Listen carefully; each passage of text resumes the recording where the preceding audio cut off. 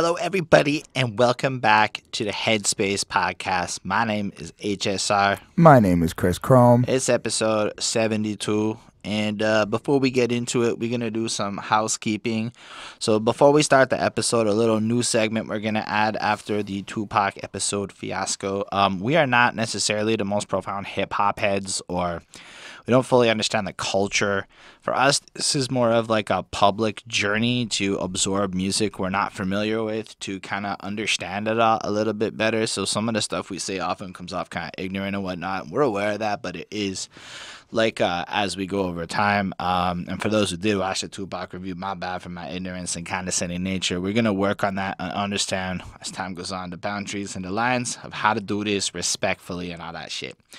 In the meantime, what we do is break down the albums track by track. And before we get into all of that, we are going to just pop up here with our favorite comment from last week's episode off of the Czarface and MF Doom album. And this is from George G. And I liked it because it was so like succinct.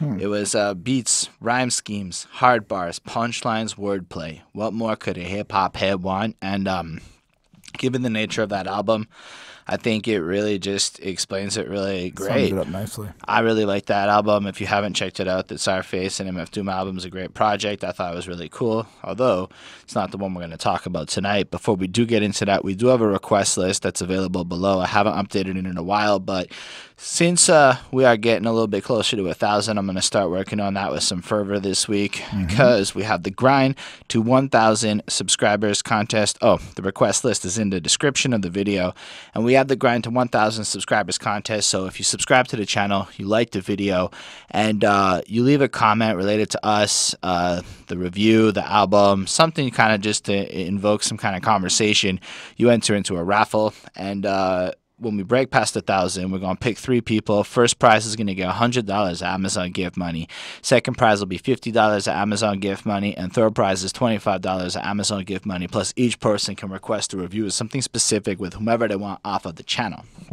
So yeah, and well, any comment that you leave on any video, for each video that you leave a comment and you like, you get an extra entry, and yeah, 1 per video. And so that's how it's gonna go. It's just kind of an effort to give back, because we kind of understand sometimes, you know, like, it's good to kind of get that community interaction. Without your comments, without your feedback, without like actually knowing what you guys think, we would sound really as dumb as we did when we started this. And so we appreciate you keeping us humble and all that shit. We also do want to grow together as well, and absolutely have you guys as much be part of what we're doing. And as much as it looks like we're not growing fast enough, we are trying our best to keep up. And for those who think that we don't care or anything, like, we take this really seriously. We try really hard, and we might miss the mark a lot. But as I said, I think over time you'll see that we get to a place that's maybe as good as it should be. Sorry, I'm just glad I learn something every time. Same. Why don't you introduce the album that we are going to talk about this week? Well, for this week's Headspace album, we went with Flatbush Zombies, Vacation in Hell. Awesome. So how well do you know the Flatbush Zombies? The point of this part is to contextualize our history with the band. No, really, I want to say this a little more often, just to let you know, just so that you know how familiar we are. Sometimes we really like somebody, sometimes we don't know, especially with these new people. So it's just to give you an idea that, like, we are super fans or we're brand new to them kind of thing, you know? Anyway, how do you feel about them? So honestly, I'm a brand new fan, technically. I did hear their song, MRAZ. So a buddy of mine showed me that track. I really fell in love with the track. I like how the artists have a certain type of sound and energy to their bars, to the way they produce songs and make music. But that was probably like it. I think I may have heard like Thug Waffle, maybe. I know there's some other songs that I stumbled upon when I was kind of going into it, but I didn't really stick. And this is the first official album that I've sat down and listened to a full run through of. So yeah, for me, I had heard Headstone randomly because Spotify recommended it one day, and I thought it was a really cool sound. And that was my entire connection to this. Me and my buddy Guillaume at work talked about it briefly, and that was like it. And then I saw that it was coming out, and my boy Aaron was telling me all about how their other album, the 3001 Odyssey, was this cool concept album, and I probably really like it. So I started to play it, but I was at work, and I didn't get very far in. And then, well, this came out, so I had to get on this guy. And so I had no real understanding of who they were at all going into it. Really, I just know that I really had liked the Headstone song, and that's my entire connection with them. Since then, because I felt like really dumb over my poor performance last week, I've watched a few interviews to understand who they are a little bit better and just get a sense of who they are as much as hearing this album. So yeah, I don't have a lot more to say at this point, but there's definitely a whole bunch to talk about. It's long. So before we get into that, I want to give these dudes props for producing an hour and 16 or so minute project, 19 songs, 0 skits. It was a hit or miss move, and I guess as we get into it, you'll see how we feel. Spoiler alert, I love this album, so I thought it was just, well, considering it's 19 songs, so well done. And you get this feeling right from the cover art. I mean, Vacation in Hell, they had this convoluted description of what it meant through the interviews. But before we even talk about that look at this cover art, you got the guy who at first glance kind of reminds you of Big Baby Drams album cover with the smile a little bit. Not to say that they look the same, but the big bright smile, you know. And then you have the architect, that's his other name. I forgot his name. Eric, I think, on the right. And then you got Michi. I'm going to call him Michi. If I say Miki, I'm so sorry. It might happen. Michi's just there. And you see their face. But then as they described, they wanted like this other visual element that would just like speak volumes about who they were and what the album was about. And they ended up with 2 women covered in glitter body paint. And I love it. Yep. They look so happy. The women look stunning, and I love body paint. I love the aesthetic it creates, and it's just so like memorable, right? Because it's kind of risque, but it really just looks artsy and fun, and like these guys look like they're about to have this great time, and you honestly want to hear this album. That was the impact it had on me, especially with the little explicit lyrical contents reminding you it's going to be a little bit of a real thing to hear, you know? So yeah, what did you think about it? I think because I just to put some context in it, I have heard about them. Like I have friends who listen to them, and they told me that they have this type of like dark tone to them. This like they try to like they're like, especially they play on the whole zombie feature, and there's a lot of like drug references and stuff like that too. And when I heard the title Vacation in Hell and just kind of having that information in my head, I felt like the cover art was a play on word. Like they all look like they're having a great time. They all look happy, but I'm also kind of thinking that there's going to be some like dark, like pressing issues that they're going to want to speak about. And that's that they're kind of hiding all of those issues with all this glitter and fame and stuff like that. But again, that's just stuff that like, you know, I've been informed from other people who have like listened to like their previous albums and stuff like that. No, that's fair. One of the things they said is they designed the cover after the whole project was done, and they had the name and they had everything. So from what I understand, you're not that far off the mark from what the band themselves actually had to say about the title. I can't remember it verbatim, but it's something similar to that. So that's pretty cool. I don't have a lot more to go on. I do love the name Flatbush Zombies, though. I think it's fucking awesome. Well, it's an ode to where they grew up. They grew up on Flatbush. No, I know that, but just the fact that they would go with the zombies thing, it's such a hit or miss thing. And I know I saw that there was a Hot 97 guys apparently had hated on them just because of their name. I don't know. It made me like them. It made me like, it caught my eye and made me go, what's that? Go back. I want to know what that guy thing is. It was just one of those names that like stands out, you know? Mm-hmm. Anyway. Well, I guess we can go walk by and say hello. Hello. From the first to first, you know I hold it down. Log it in, spread the word around. Wedding. All right. Chris. What do you think about this? I'm gonna make you start this one. So the beat comes in and it reminds me kind of like a Denzel Curry beat. If I had to say, of any of the newer rappers that I've heard, this is just from my little limited exposure to the dude, okay? So I kind of had that kind of energy to the beat where like somebody's going to come in and like yell at me. I am no one, no way, I touch. Something like that, yeah, you know? Yeah. It had that same intro, like that similar intro, different tune though, I'll say. And then you got like Zombie and Eric kind of doing a little bit of a back and forth between the two of their little verses, and like Michi kind of stays it to the end. I like it. At first, I was a little bit unsure of what to expect because it kind of sounds like it's gonna be some generic nonsense. A little bit. Don't hate on me. But then they start rapping, and it's immediately like, nope, this is really freaking interesting because Yeah. they like just call investigation. This is a perp. Deem it certain. Screaming red alert. Most of you suckers gotta make it work. Just remember where you heard it first. Problematic shit get automatic. Fucking cowards. They don't want no static. And I'm like, okay, that sounds like proper rhyming, right? Now, in my head, I'm trying to like compare it against bars now a little bit because I don't know how to necessarily gauge the awesomeness of them. Now, this to me sounds a lot more like what the 1990s was bringing in terms of the dopeness of the lyrics than a little bit more of what you might see in some of the other stuff, just because it's the flows, it's the wordplay, it's the way it's coming in. So it's like it's well written, well enunciated shit. I was like really happy with it. I'm from the towers, Flatbush, pull of power, like right away. Came up selling sour, making thousands, and like it's not often these days that you hear about guys selling weed to get rich and making thousands. It's like it's just the numbers are so different, I suppose, than other drugs. I'm not trying to be like a condescending shit commenting on the hood and being cringeworthy and stuff. I'm just trying to like say it's like I don't know the guys. Generally, we think of different drugs. Like generally, we think of like flipping birds. Well, and it's shit, just as I the know gangsters a wanna lot say. of people who sell weed, and I like most of them. So it makes these guys seem a little more approachable to me. I'm just saying I've never met business wise, right? No, I mean personally, I get along with like anybody I've ever met that sold weed. We tend to get along pretty well, and things are cool. Like I just get the feeling I get along well with these guys right away, you know.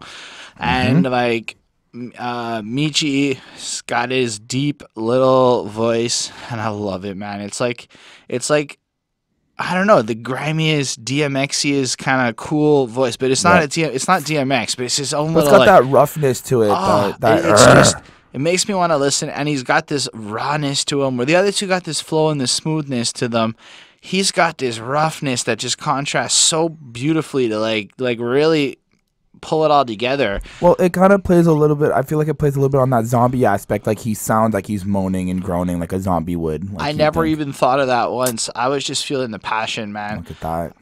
Fleezus Christ, don't say my name in vain. Come Fire, on. brimstone, acid rain. Watch me turn into the crowd into a Spartan scene. Mosh pit. Then I'm Moses. Part the scene. That shit's really witty.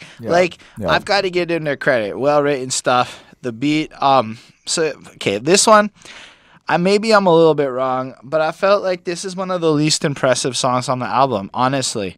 And I say that because I give it a 4, and this is one of the lowest grades I gave for the album. Jesus. I wasn't that impressed with the beat, the energy of the flows and stuff. They were good. I was really impressed with the dynamicism, but this is a preference thing. This is like I wouldn't put this one song on. A lot of the rest of the album I love a lot more. But this one, it didn't really like resonate as much with me. And I don't hate it at all. I'm not saying it's bad. I'm saying it's well done. I just didn't resonate as much with me, albeit still being a really good song. So I don't know. How'd you feel about it? Well, I think I like it a little bit more than you, but I just remembered what I just checked my grade and I'm like, oh, okay. But let's get into it. So I like the nightmare eerie feel to it. It's playing upon the name Flatbush Zombies. You got that nightmare feel scare. You got some people in the background in the beginning. They're hollering about like, you don't know us, you don't know who we are. And I feel like they're setting up this whole intro to like, you don't know Flatbush Zombies. You don't really know what we've been through, what we're doing. And then we're going to show you, we're going to tell you.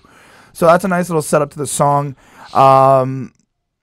Zombie Juice starts off on the first verse, and I feel like he's just kind of claiming who they are, you know, like I was saying. And I like when he goes, he's into, you know, he's into bad bitches and smoking weed, from what I got. And I like when he goes, if you pull it on me, you better kill me, kamikaze taken with me. And I was like, all right, I like that crazy type of insanity. Eric Elliott has a little bit, a couple lines near the end of the first verse. I didn't quote them; they weren't that great, but they were good. I like Holden said a little earlier. I like that back and forth. They connect each other very well. Their voices are very smooth and they transition together very nicely. That part you quoted, "Fleezus Christ, don't say my name." That was a dope line. Go Michi. I like when Michi also says in his. Well, actually, let me do a verse by verse. Third verse, we've got Eric again, and I like when he goes, yeah, I see the 12, I don't want to see the cell. You want to see me in a noose, young and reckless, what the moon is. And I like that line because it shows that he's like acknowledging the 12 gauges from what I understood. But he doesn't want to be in a cell. He doesn't want to be in jail. Nobody can ever catch him. He won't be hung, and he's just living life reckless and doing what he's got to do. Now, at first, I felt like, because from what I understand, Eric's a little bit of like the conscientious rapper. So I felt like he was trying to explain like he's not one to use guns and stuff like that. But then I felt it was a little contradictory when he was like young and reckless, making moves what the moon is, when he's like, and I felt like he was referencing, you know, how that theory when there's a full moon, people are kind of crazy the next day. Well, he's always like kind of crazy in that sense. But I felt that a little bit, you know, a little kind of contradictory a bit to me. I don't know. I felt like it was more of a, like if you look at it, like this is I think where I made the mistake with the Tupac. I was trying to look for these contradictions. I don't know that it's about that. I think it's expressing it, right? This is the reality as they see it. This is the world, and the world is full of contradictions. So there is dark things, and there is maybe it's a struggle. Like even sometimes I feel like if I'm trying to express myself, I'll be such a hypocrite. I'll be such a full of contradictions myself, because our real shit is complex, and you'll often have polarizing and mixed feelings on it. See, I'm trying to learn from everything everyone's told me, but like, so I don't want to use language like that anymore as much as possible, because I don't think we're in a position to understand it well enough to judge any kind of contradictory nature. I felt just passion coming from these dudes, which is what made me really appealing into. Anyway, go on. Fair enough. And then on verse 4, I like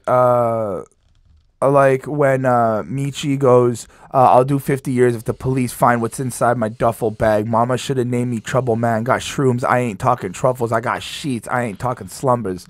And, you know, you get the sense that Michi's really, like, into drugs and likes having a good old time. And he's got this paranoid sense to him because he's like, you know, cops might bust my ass if they catch me. And then on fifth verse, we've got Zombie Juice. He didn't really say anything much that interested me. Smooth as fuck. But he is smooth as fuck. I've been playing this song on repeat, but it landed at a 4. I think it's like the hot thing for the week, but I don't think it's going to be like... It's like, you know what it is? It's not like Campbell's soup. It's not chunky.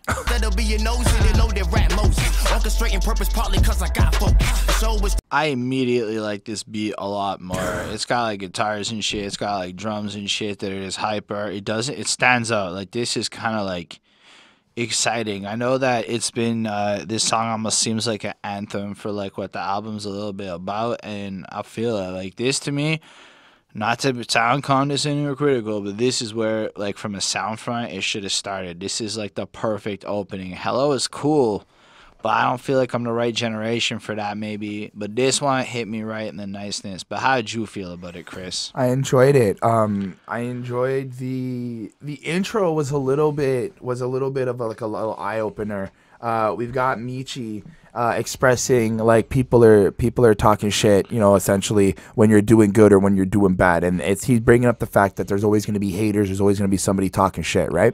But then they bring light to a fact that, you know, that you hear that gun cock sound and then you hear a shot, and he's like, let me see you talk when you're dead. And I like the way he brought that up, because he's like, it's kind of bringing light to, if y'all gonna do is talk shit, well, eventually you're gonna die and not have done anything about it, or not have done anything to like prove you're better or anything like that. You just ran your mouth and it didn't do anything, you know? Right. So I really like that intro. And then straight in, he goes into this chorus about needing a vacation. They were just on a world tour. They traveled to different places. They were having a good old time. Traveled to places like London, Paris, and Tokyo, and you get this sense like they're tired. They want to relax for a minute. They've been working. They've been putting in that grind, and they deserve to, you know, that time off. So good on them. Verse 1, we got Eric Arc Elliott. I like when he straight up starts off, goes, stand for something, get wild for something, get for suffering, even if you gotta die for something. Every day we lost searching for the truth and can't balance the signs. That can't side with the youth, can't side with the blind. And right away you get this sense that he's diving in, trying to understand this type of confusion in the world. This everybody's got like an opinion, but nobody can really say anything because one person's getting offended or the other person's gonna get offended. We've got like the part with the youth and you can't side with the blind. But on top of that, he goes one step further with they singing to me on the line of the scrimmage, like they're all on the battlefront, they're all fucking fighting there. But he's like, Doc, I don't even get it. I'm humble from the beginning, as though he doesn't share with these folks the ego that drives a lot of them, which I thought was the most truly remarkable part. Just to drive that in because you didn't quote it, but the rest of it, I agree. It was my favorite part of his verse too. Go on. Fair enough. Oh, I was just gonna say the line with the youth and can't side with the blind. I don't think he's literally saying blind as in like you physically can't see. I think he's saying blind as in like the ignorance, the ones who are not woke in a sense. Well, I would like to comment quickly on woke. They don't think they're woke. I was watching their interview with Montreality just because we're in Montreal, so I was like, that's cool. And they're like, we're not woke. Woke is this overword tone. He's like, some of the shit we're saying is just like basic fucking common sense. He's like, people are like, oh, I took 2 steps to the left. Oh, he's fucking woke. And that's like the kind of attitude they took with the term. He's like, nah, we're just conscious and aware people, you know, like we're conscious people. Fair. I thought it was cool that like that's a better way to maybe approach them. But yeah, I get what you're saying. But as far as the blind, I took it kind of like if you look at, let's say, the last American election, the way that people had their like tunnel vision on when approaching real issues. And if you pick up any issue, and you look at the two sides and you get into a debate with it, so often it's like, stay in your lane, know your own shit, blah, blah, blah, and people get like, they're blind, you know, so he can't It's like you're not allowed to learn something else. Exactly. You're only supposed to know, like, it's kind of like labels. Like, if you label yourself like, I'm a rapper, well, you can only be a rapper, you know, like you can't. I think it's a little bit more of how stubborn you are as a person, or how willing you are to change your mind, to be open-minded or to be closed-minded with it. So but I took blind as closed-minded and shallow and unable to see truth and shit like that. Anyway. Fair enough. And then we move on to second verse, Zombie Juice. Right off the bat, he kills me with it. Can't follow me, numero uno upon a galaxy. It's blasphemy. They talk about it, living all these fallacies. I got the Calvary. Don't make me split your anatomy. And I'm like, oh, the word play, the syllable play, the way he went and spit that quick. That was so nice. And it also shows that these guys read books. These guys have knowledge. These guys know how to define different, like, give you different messages and make you see different images instead of kind of like the very simplistic, generic shit that a lot of the, you know, rappers out there are saying. So they clearly have that sense of uniqueness and different to them. I like when, continuing another part of his verse, he goes, all these followers, but no one's leading. It's so deceiving. This ain't about the land of the freedom. The richest lead them. Gender equality. What about human equality? Loving is one, and that future's looking cloudy. And again, bringing a fight to like some little political issues like gender. Are we boy? Are we girl? Are we this? Are we that? What's happening? People dying. Humans are not being treated the same. We'll get into that a couple of songs a little bit later. What's really cool about that part, just before you move on, is he kind of like, the line right before it is lacking substance. I hope you seek it. And then he goes in to say everything he just said, so that he's almost putting the little burden of responsibility on the listener a little bit to go and take what he's saying seriously. Think about some of these questions he's bringing to the table. He wants you to consider where you stand on it. How do you feel? What about human equality? Where are you at with it? You know, like, he's challenging you a little bit to consider some of the things. He also follows it up with, so they poison the water, poison the mind, poison the heart. You know, we're talking about probably shit like Flint. Me and Bonnie have been watching the Flint, Michigan documentary series on Netflix where they followed the cops around and shit. Shit's like fucked up, is all I'm trying to say. And I don't understand it, but I can recognize that it's not right. And so you see all this shit that's happened, the fact that like literally kids poison water supply, real shit, government bullshit, real, like, you know, take all that land, rip it apart, racism still alive, they just concealing it. And I was just like, man, that's some serious shit to like start the album off with. At least stuff to provoke me and make me go and reconsider some of my shallower views I may have had in recent times. So I really appreciated that. Anyway. Oh, well, another line I quoted from Zombies' verse again was, logging in, all I see is hate up on the internet. What's the love? I quoted They're that scared one of love. too. I always got to give it back. And it's like, that's, as somebody who, is on Facebook all the time and on social media. And the line right before, no disrespect, is like a generation disconnect. Definitely. I should have quoted that as well. Oh. It's super real. Like, even like I said, somebody who's always on Facebook, somebody who's always on his phone and social media, like, I see all the hate, the Twitter arguments. How many Twitter fights have happened in the last fucking 3 months alone? Yeah. Like, it's just ridiculous. So I really like the song. I like the energy in it. I like how they're bringing upon real topics that are happening. They're not just trying to stick with this, like, trappy sound, flipping drugs, selling this, fucking this hoe. Like, no. Like, it's really some real shit that they're trying to make us aware of and want us to listen to. Not to say that the other stuff isn't real shit, but let's say real shit that we can wrap our heads around. Yes, that's a little bit nicer way of saying what I said. But I gave it a 4.5 on 5. I felt it to be really fucking hard. Awesome. So you quoted most of the shit I wanted to quote. There is one line, though, that I think is the most interesting, like the most interesting in the whole song above everything that's been said so far. And it's, being honest is like a superpower these days. Being yourself is like a superpower these days. Money and wealth is like a superpower these days. And then I'm not even at fire upon your head, top lead shower these days. I don't really fully relate to the last part as much, but I kind of do, because if you like translate that into, let's say, political nonsense in an office place, yeah, it's the same kind of shit, Everything else stands true. Being honest is just, it's hard. It's not an easy thing to do. You almost are paid to be professional liars in life. Yeah. Being yourself. Oh, shit. Try and be yourself. Fuck, man. You are often labeled an oddity with odd ways if you try to be yourself, and it often comes off like a superpower when you can pull it off. This is something I'm a little more familiar with. I try hard to be my own person that doesn't follow all the trends and the norms, and it comes with a certain burden of people not liking you. But when people do feel you and shit, they kind of look at you like you have this superpower, that this shit that they want. And I kind of get where he's coming from. And money and wealth does the exact same thing to people. So just this, like, it's just a different perspective, though. But it's just this power in their words right away. Like, this song is a 5 on 5 to me. Like, it's flawless in terms of the sound, their flows, the choice. Like, there's so much here that almost is to the betterment of anyone who can hear it ethically. Like, there's no anything here. I love this song. It was really great. Nice. Let's talk about Vacation. That's a cold case, and see the same. You supposed to be the king. Chris, how do you feel about the Joey Badass feature? How do you feel about Vacation? I like the poppiness to this song. I like that type of radio feel. That I feel like they're experimenting with their sound already, and they're trying to get different vibes from it. I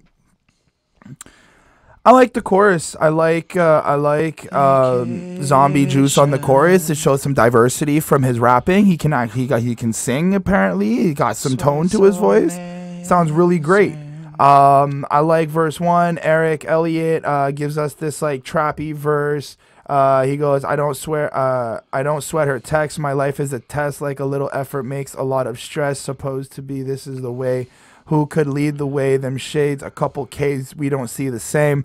He's not really caring about anybody's text messages. He's doing his thing. He's making that money. Like, he's wearing a couple K's. I don't know if that's like couple grand or check it. It's like so the sunglasses, and if I misinterpret anything, guys, and ladies, always feel free to correct us, but I took it like them shades a couple of K's, so the sunglasses he's wearing are worth thousands of dollars. Yeah. And what that means is that you and I, who cannot afford $1,000 sunglasses, literally are not seeing the world the same, because he gets the quality that comes with that, so we don't see the same. That's how I took that. Yep.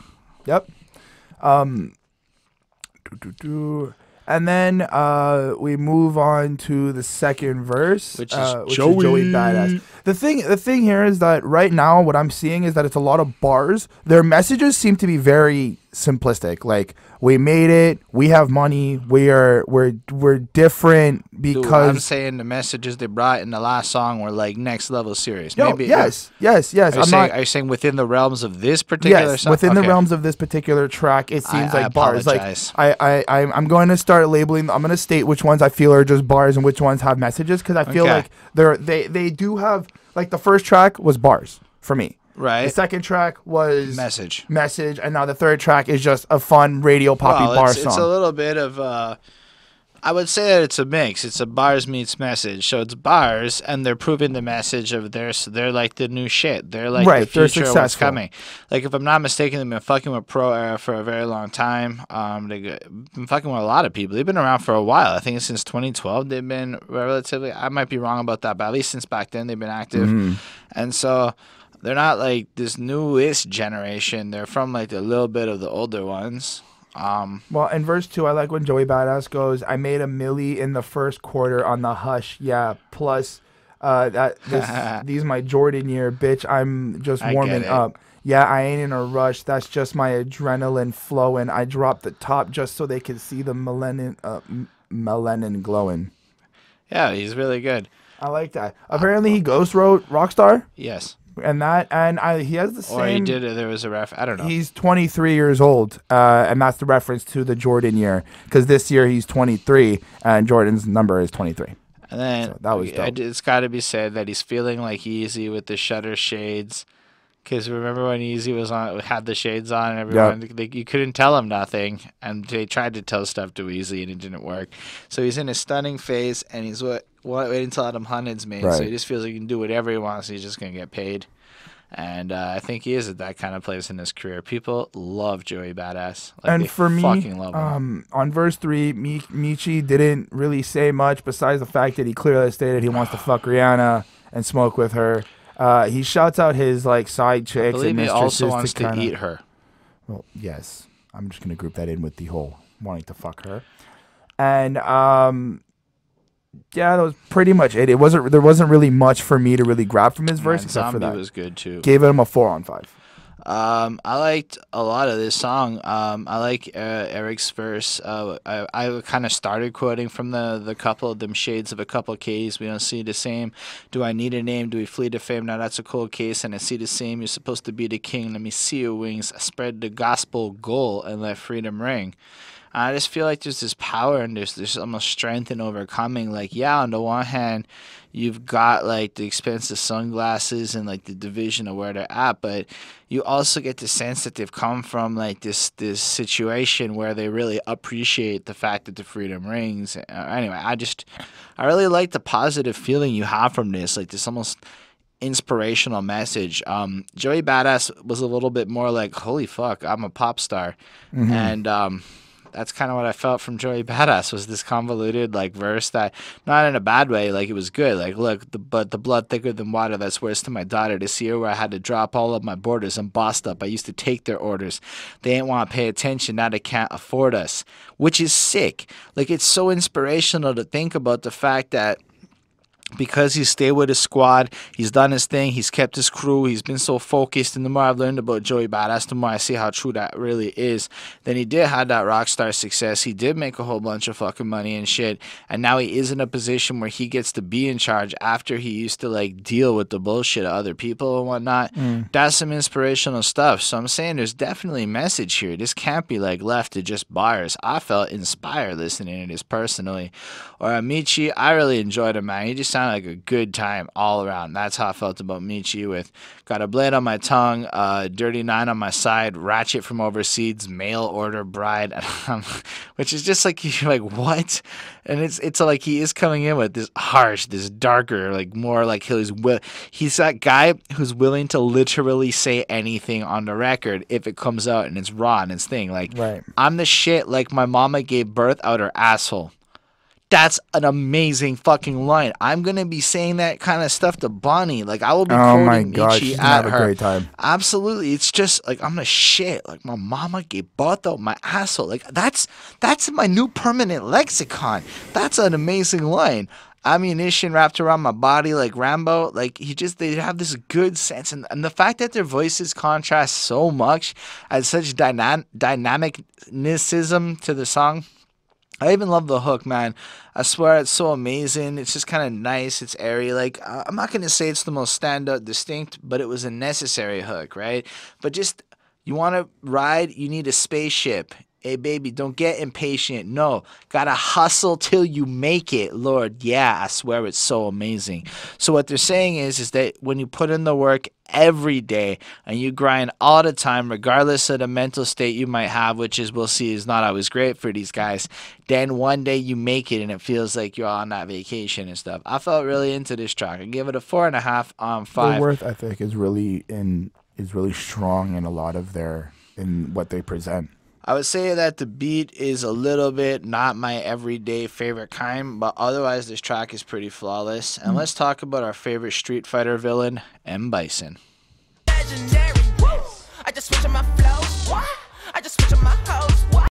So for this one, it felt like more bars. Now, I might be wrong, but that's just what I got from it. So first off, M. Bison, like I found out, was a Street Fighter 2 character. He's apparently like the protagonist of the entire game. So that's also kind of what gave me like the sense of this is going to just be like hard hitting, kind of kicking shit. Zombie Juice was on point. Again, I feel like they're just saying that they're the best. He's got a Porsche and he's winning and he's doing what he's got to do. I like when he goes, I might be outside pushing weight, keeping your eyes wide for the Jakes. Hulk Hogan with the fucking weights. Will I make it to the pearly gates? Now, Hold on.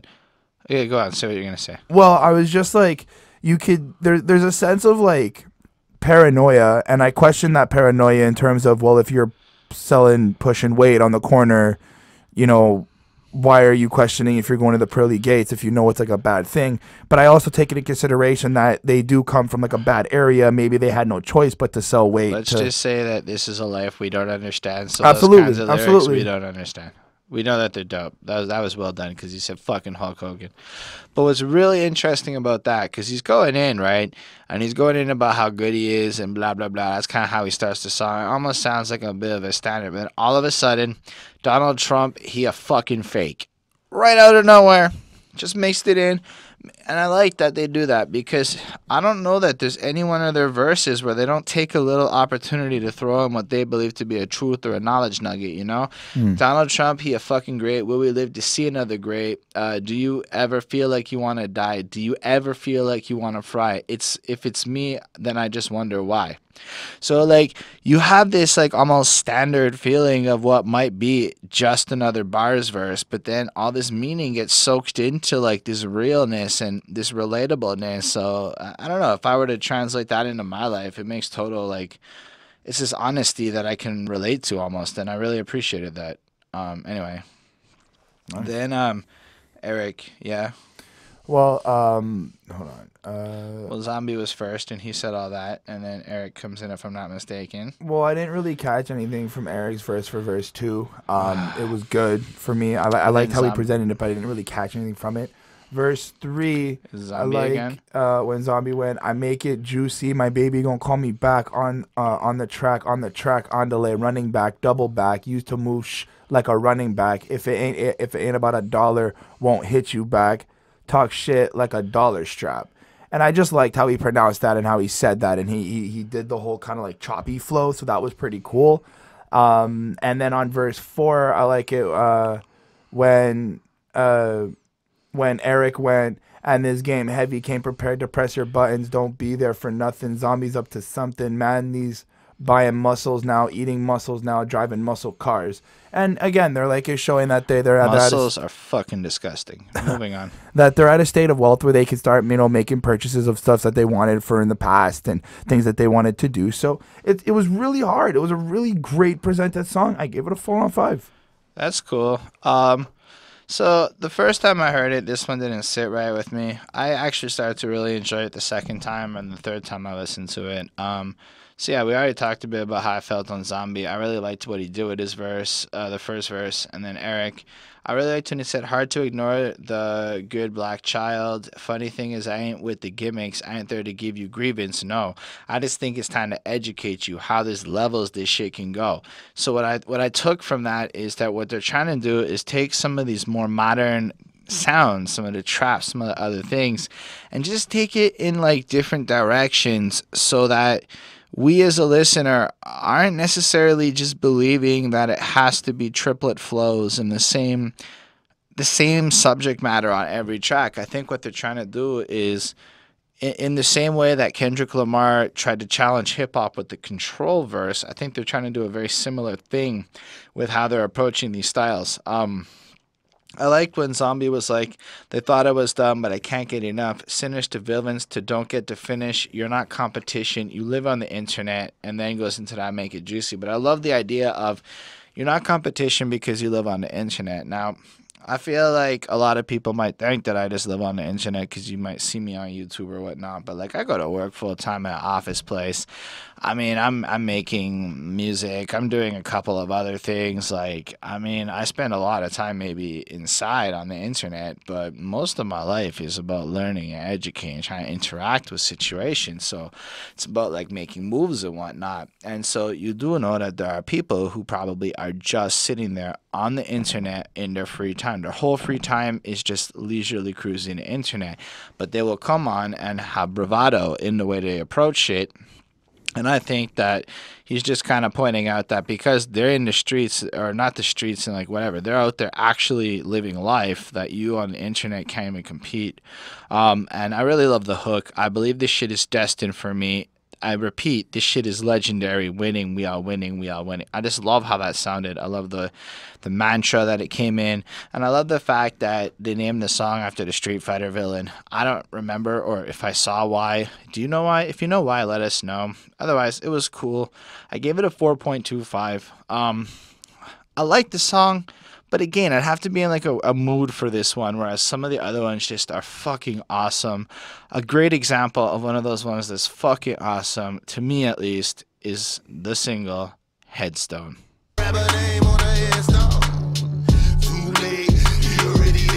Like, we all know Chris is going to love this song because every time we come across a song that is essentially a list of all the references and shit that people love, Chris loves it, so...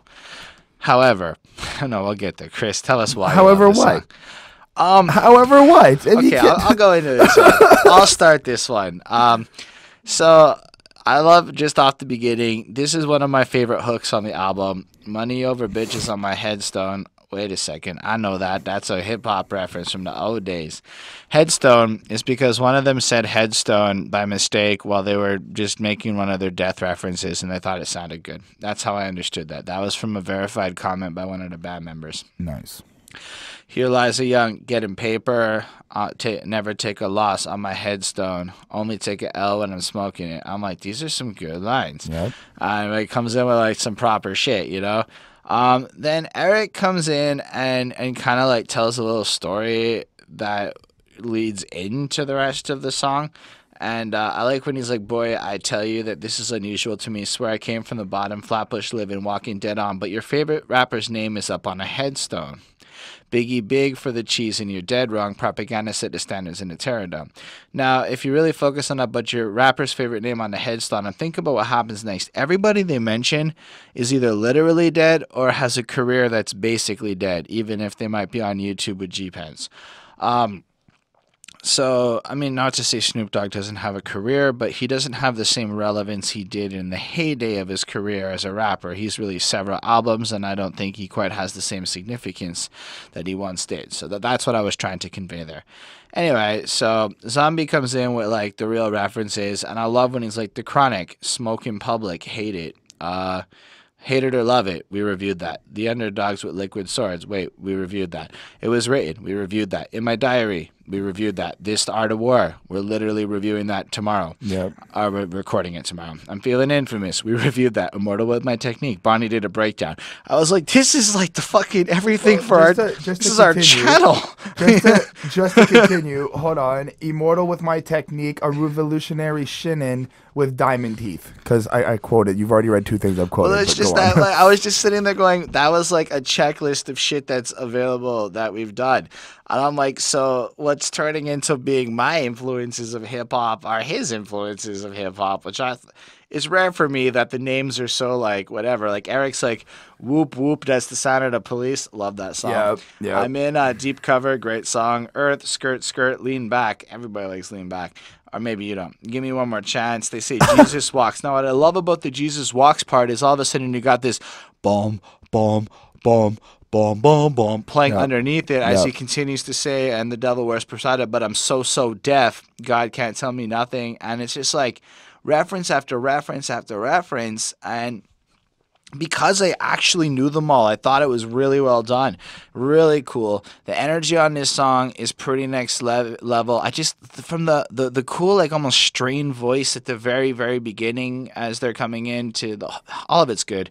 But I give it a 4.5 on 5 because at the end of the day, I would call this a little more of a niche song when anyone does it, and I like what they did, and I think it's really respectful, and it's truly like inspiring to me. It's a great way to pay homage to where you get your references, and that's growing on me more and more as time goes on. But I give it a 4.5 on 5.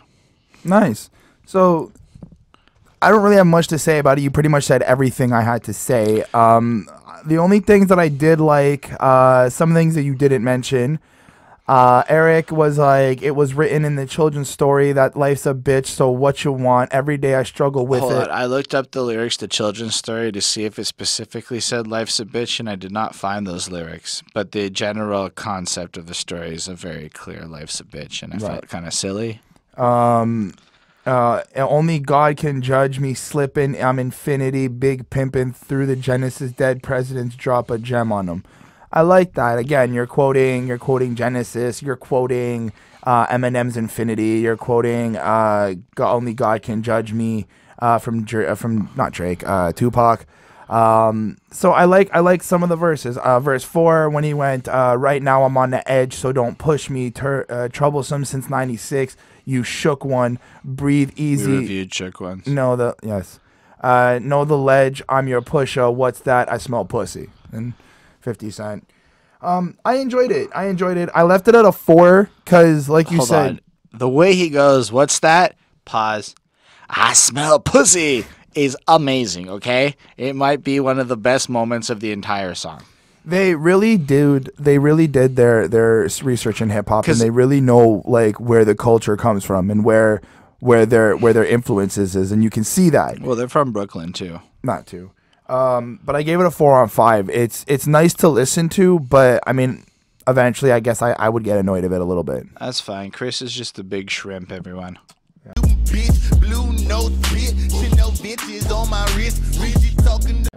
All right, what did you think about Big Shrimp? This is one of the least songs that I liked on the album, just because it was boring to me. Oh boy. I don't know what it was about it. It just felt like it was slower.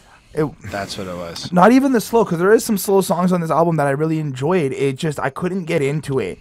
I did quote some lyrics. So first off, I like the drums. That was good. On verse 1, we got Michi. I feel like he's describing how he's used to having a pistol by his side, given the area that he comes from. He has to stay protected. He enjoys drinking, and that he might it might be like a problem. One of the lines was, sold my soul for 40, man for cheaper, that's a fifth. Old English Hennessy, watch me mix, drink up, bitch. Acid in the fridge, and then at one point he goes like, acid in the fridge, shit, baby, I may be wildin'. My diamond shit hit like censored, stay fly. I really like that song. I really love that shout out. That was great. That 666 figures big chips is the next line. Hey, what up? Because he gives like the straight homage to who he's quoting, which is good. Absolutely. Verse 2, we've got Eric Elliott. At one point he's like, purple drink Did and you just lean. call him Eric Elliott? Eric Arc Elliott, yeah. Oh right, yeah. Yeah, I guess you're right. Always, I feel like the arc has to go there. I just feel like because he's the architect. Fair enough. So he goes, purple drink and lean at the ain't the same. They say that shit is toxic. Kirky made the beat. Now you see that's a plot twist. Hop and plane Do you to plane. understand Forget that to reference? see me. Why TikTok? Yeah, because he usually makes all the beats, and now somebody else made the beat. And they were with ASAP Yam when he passed away, apparently. And since then, none of them do lean anymore because of the significance of how that death has impacted them. So, or apparently the other guys, Eric, is a little less into drugs than, say, Zombie and Michi are. Fun facts, everyone. Their drug use habits are I looked them up a little bit. I got curious. All right, go on. Okay. And then Zombie Juice has got, at one point he's like, really ahead of my time. Thank God I ain't reached my prime. Open your mind, only a day, one day at a time. Run it up, double up, flipping what? Don't stop now, count it up, clap a what, get the bucks, don't stop now. And I like his motivation to want to get the money and work, and that, you know, you never know when it's going to end, and he's trying to be ahead of the curve, ahead of everyone else. I really like that, but the song itself just didn't enthrall me as much as some of the other tracks did, so I left it at a 3.9 on 5. I don't agree with Chris about the gray here at all. Like, even if you take that little zombie thing that he was just describing, he's right, but he also has this realistic perspective of understand how long things take. Take everything one day at a time. Keep yourself aware of the thingies, and then take that one and make it a 2. Take that 2, make it a 4, you know, and watch it grow. Turn it into something. And again, there's that, like, almost positivity with it. I really like the part, like Michi's verse a lot. I really like, again, because even Michi goes, used to sip till my homie died of that shit. And I do appreciate the fact that there are anyone who can kind of like have an experience like watching somebody pass away off of the use of the drugs and then take that and make music and stuff to share that maybe some of the stuff that people do could have some unforeseen consequences. I might not be so familiar with lean, but I've seen my own fair share of shit like this, and it is fucked up when people suffer from addictions and other problems that come with that. I also dig Eric's I'm the type that smoke a spliff inside a mosh pit, purple drink and lean ain't the same. They say this shit's toxic, etc. I like the fact that he's kind of letting you know, I smoke some pot, I'm okay to do that shit, I'm even bold, I'll go right in the middle, but, you know, these are my lines. And I like the fact that these are guys with some convictions and some morals that stand for who they are and their boundaries, but even if they don't agree with each other, kind of like they work together. If I'm not mistaken, like you'll have Eric, who is Christian, and then I think it's either Michi or Zombie. Michi's atheist. Yeah, so they kind of like beef a little bit within their own albums, talking shit about God while making progress. It's cool. Like, I like the open-mindedness they have, the willingness to accept each other's differences and shit. I like how smooth this beat is. I like how everyone's kind of a little slower, a little calmer, a little showing that they are really, like, you're starting to get the feeling that you really don't know what the next song's going to be on this album. It's going to be showcasing a lot of different styles and a lot of different beats, and I was really feeling this one. I give it a 4.5. I thought it was like, it's like, honestly, this is one of those albums where I really could hit play so far and run it through the whole way. I was plussing every fucking song. I was really feeling it. It's like a big old leather symphony.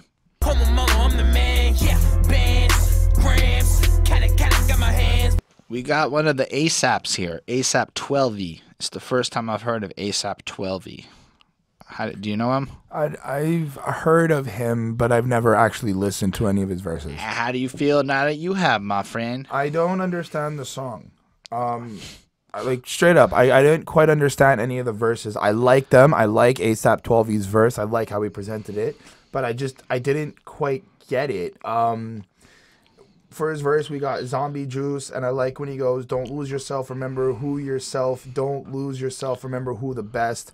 I like that that type of reassurance. Well, it's important to also throw in the lines right before there. Run a trap, trying to make a milli. She trying to make it clap, couldn't make a milli. I think he's talking about a girl who's kind of into strip clubs and doing certain things. Like, she just want me like a wedding ring. I keep her dripping like some fucking paint. Just want to throw that in there. It's a great line.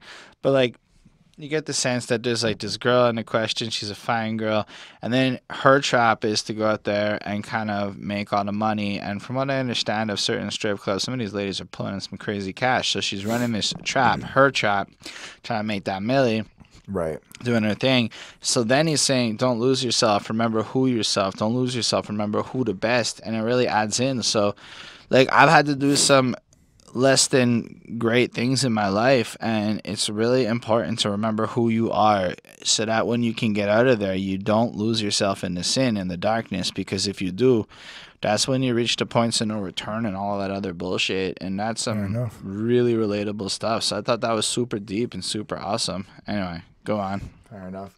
And a line from ASAP Twelvy's verse that I liked was, I can't believe I existed. I'm about to lead with a vision. I brought the heat to the kitchen. Y'all about to sleep with the fishes.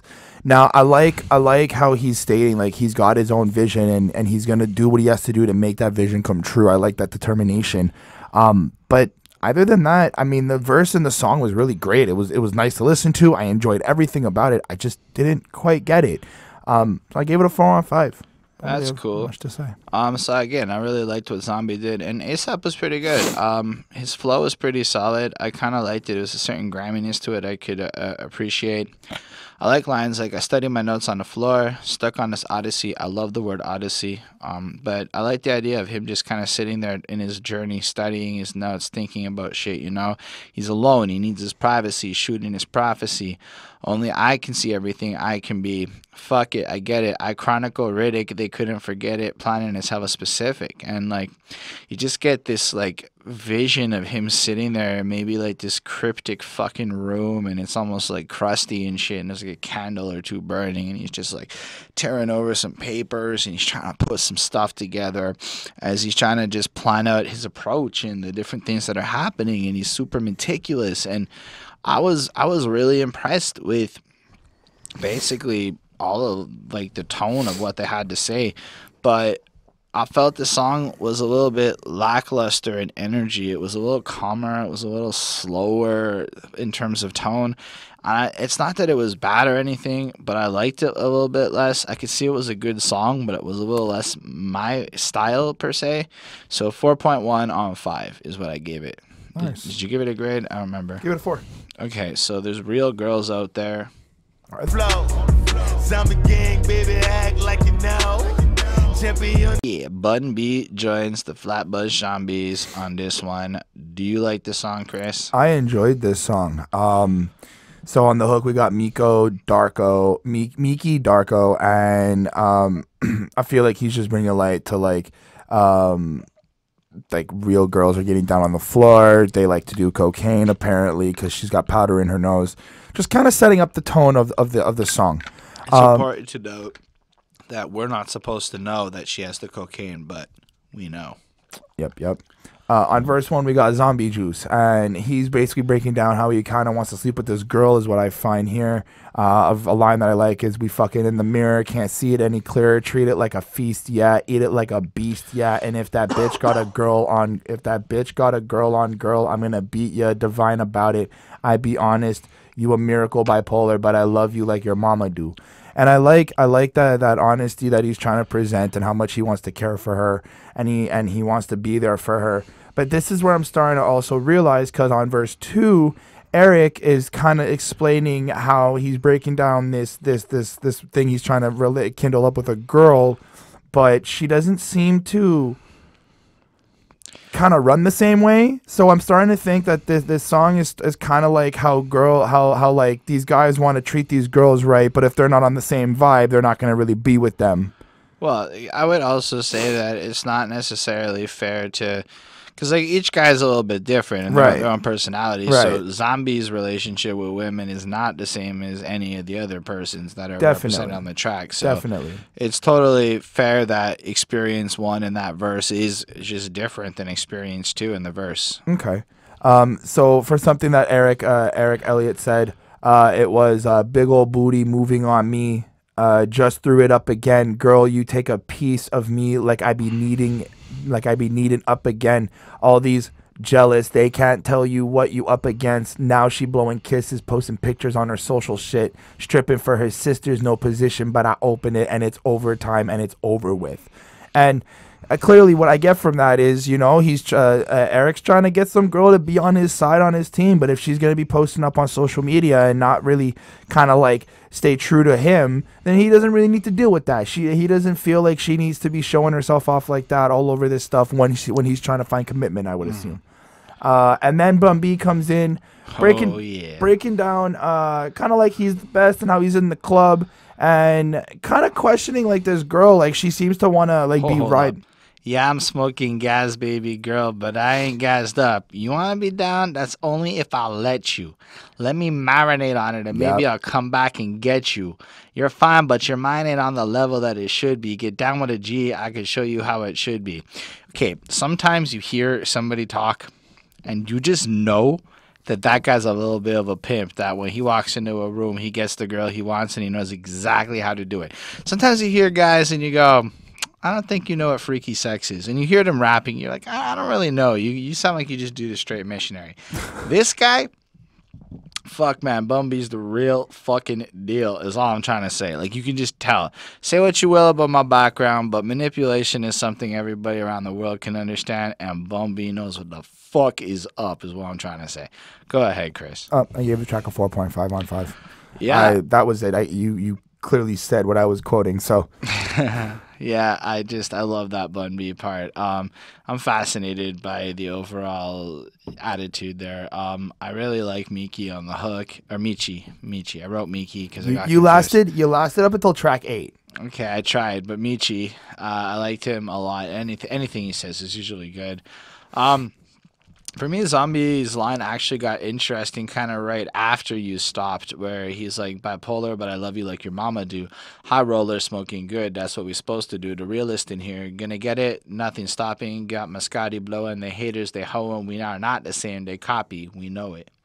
And I like the fact that, again, they understand the distinction in what's going on in their life. And there's just this like charm to the overall feel that the Flatbush Zombies bring to these tracks. Bun B, like the fact that they were able to go with Bun B and almost make a song that sounded perfect to flow with him, it really is proving the versatility that these guys have. So when they do this like 19-song project, at least you're not getting the Culture 2 experience. So if you think of something we can just call moving forward, it was the perfect example of that experience.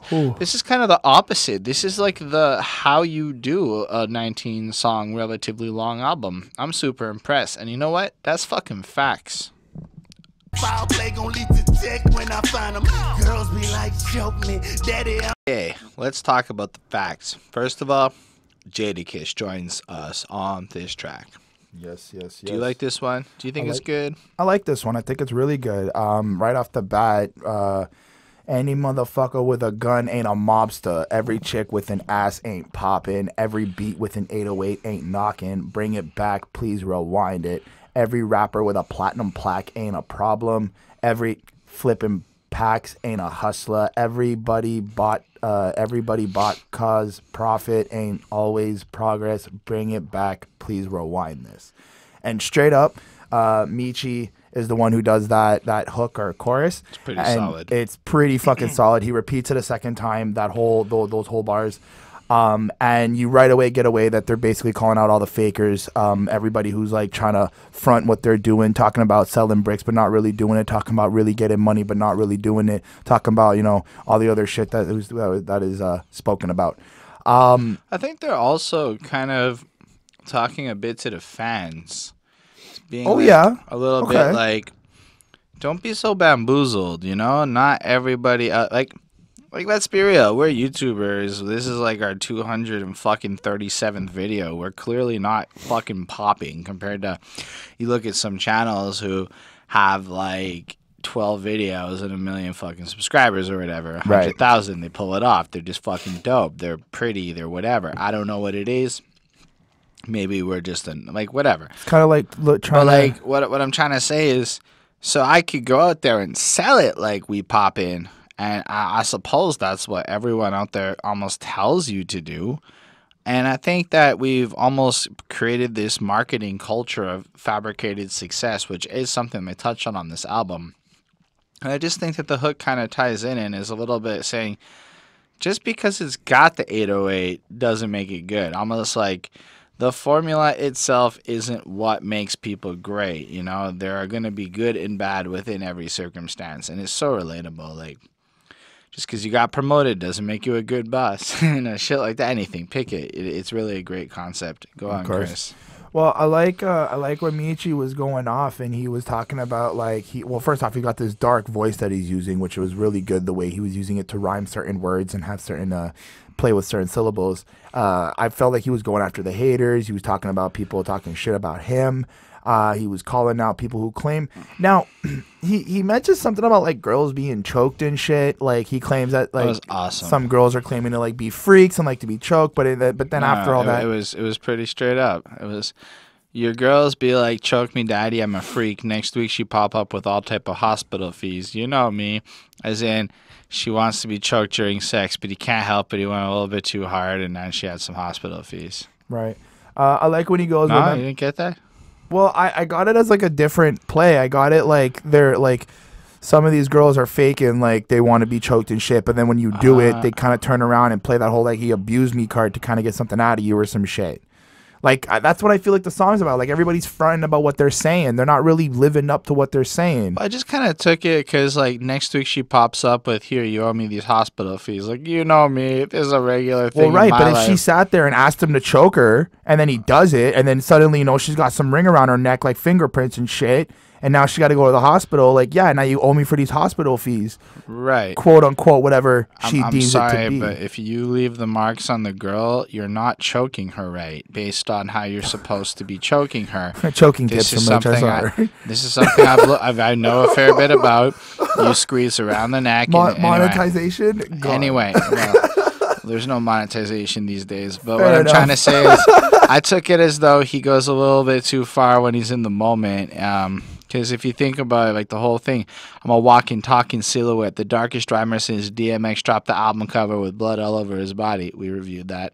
Haters talk shit, but I don't hear or mind them, because all that foul play gonna lead me to check him when I find him. And then, he's just to show how severe he is and how intense he is. Right. He brings in that next little point as almost like here's some proof to the pudding. Right. Well, I also like when he goes, remember me, Boozy on the side, Tucci on top, gold fangs, now everybody look like me. Ha, what, you geeking? Fuck you tweaking? I ain't ever lost, bitch. Only time you kill shit when you pay for an abortion.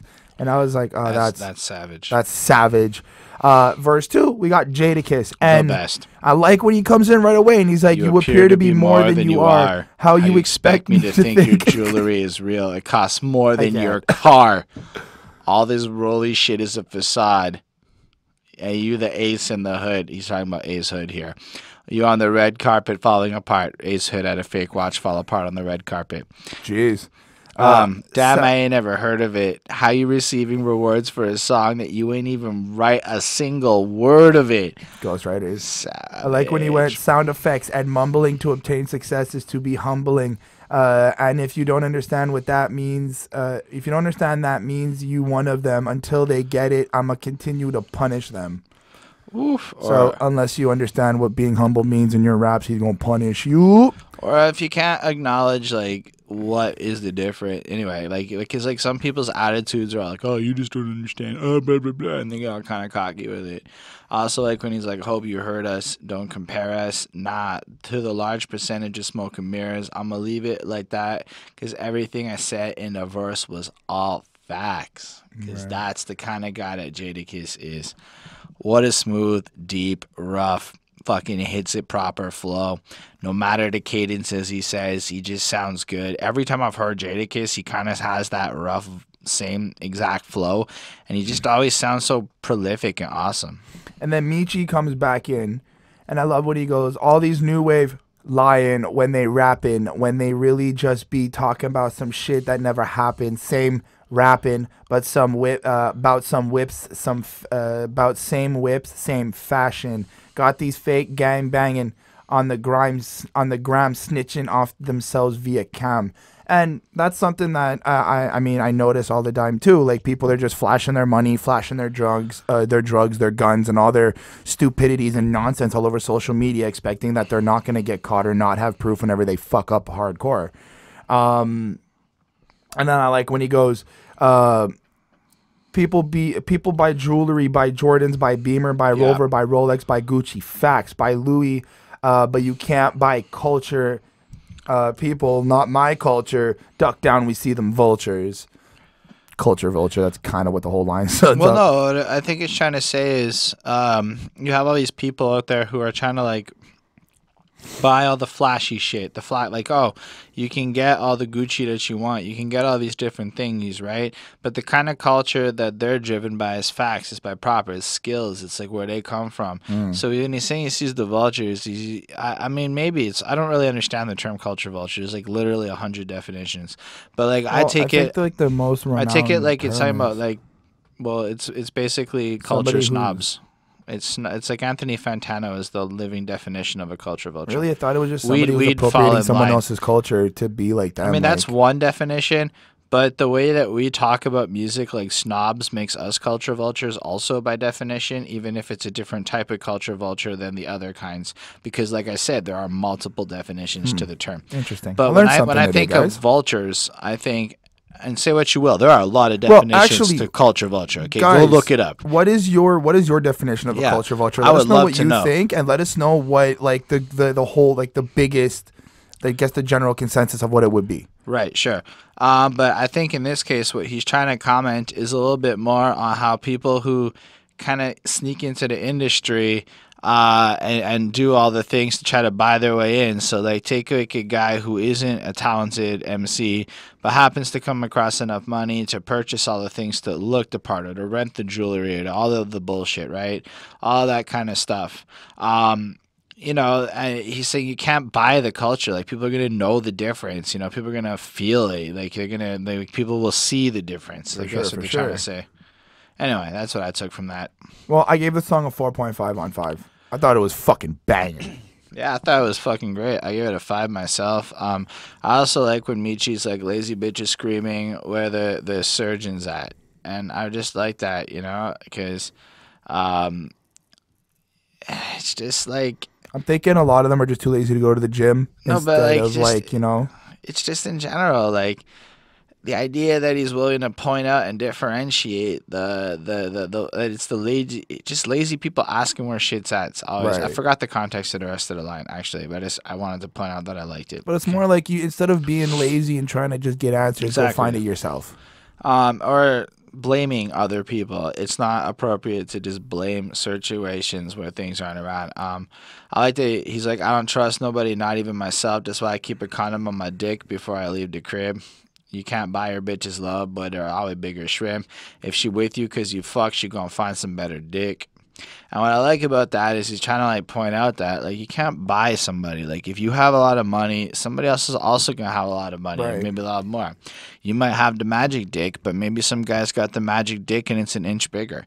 And it twirls, or maybe somebody's got a Prince Albert, and she really fucking twirls. Because if it's got a Prince Albert, they can put a vibrating part on that shit, and that would probably make that dick magical compared to your dick. What I'm trying to say is, buy a Prince Albert.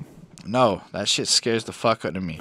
But in general, what I'm trying to say is that the idea of like it's like if you pay for mercenaries in warfare, there's always the fear that the enemy will outbuy your mercenary. It's the same principle as that. I gave this song a 5 on 5. This was literally one of my favorite songs on this project.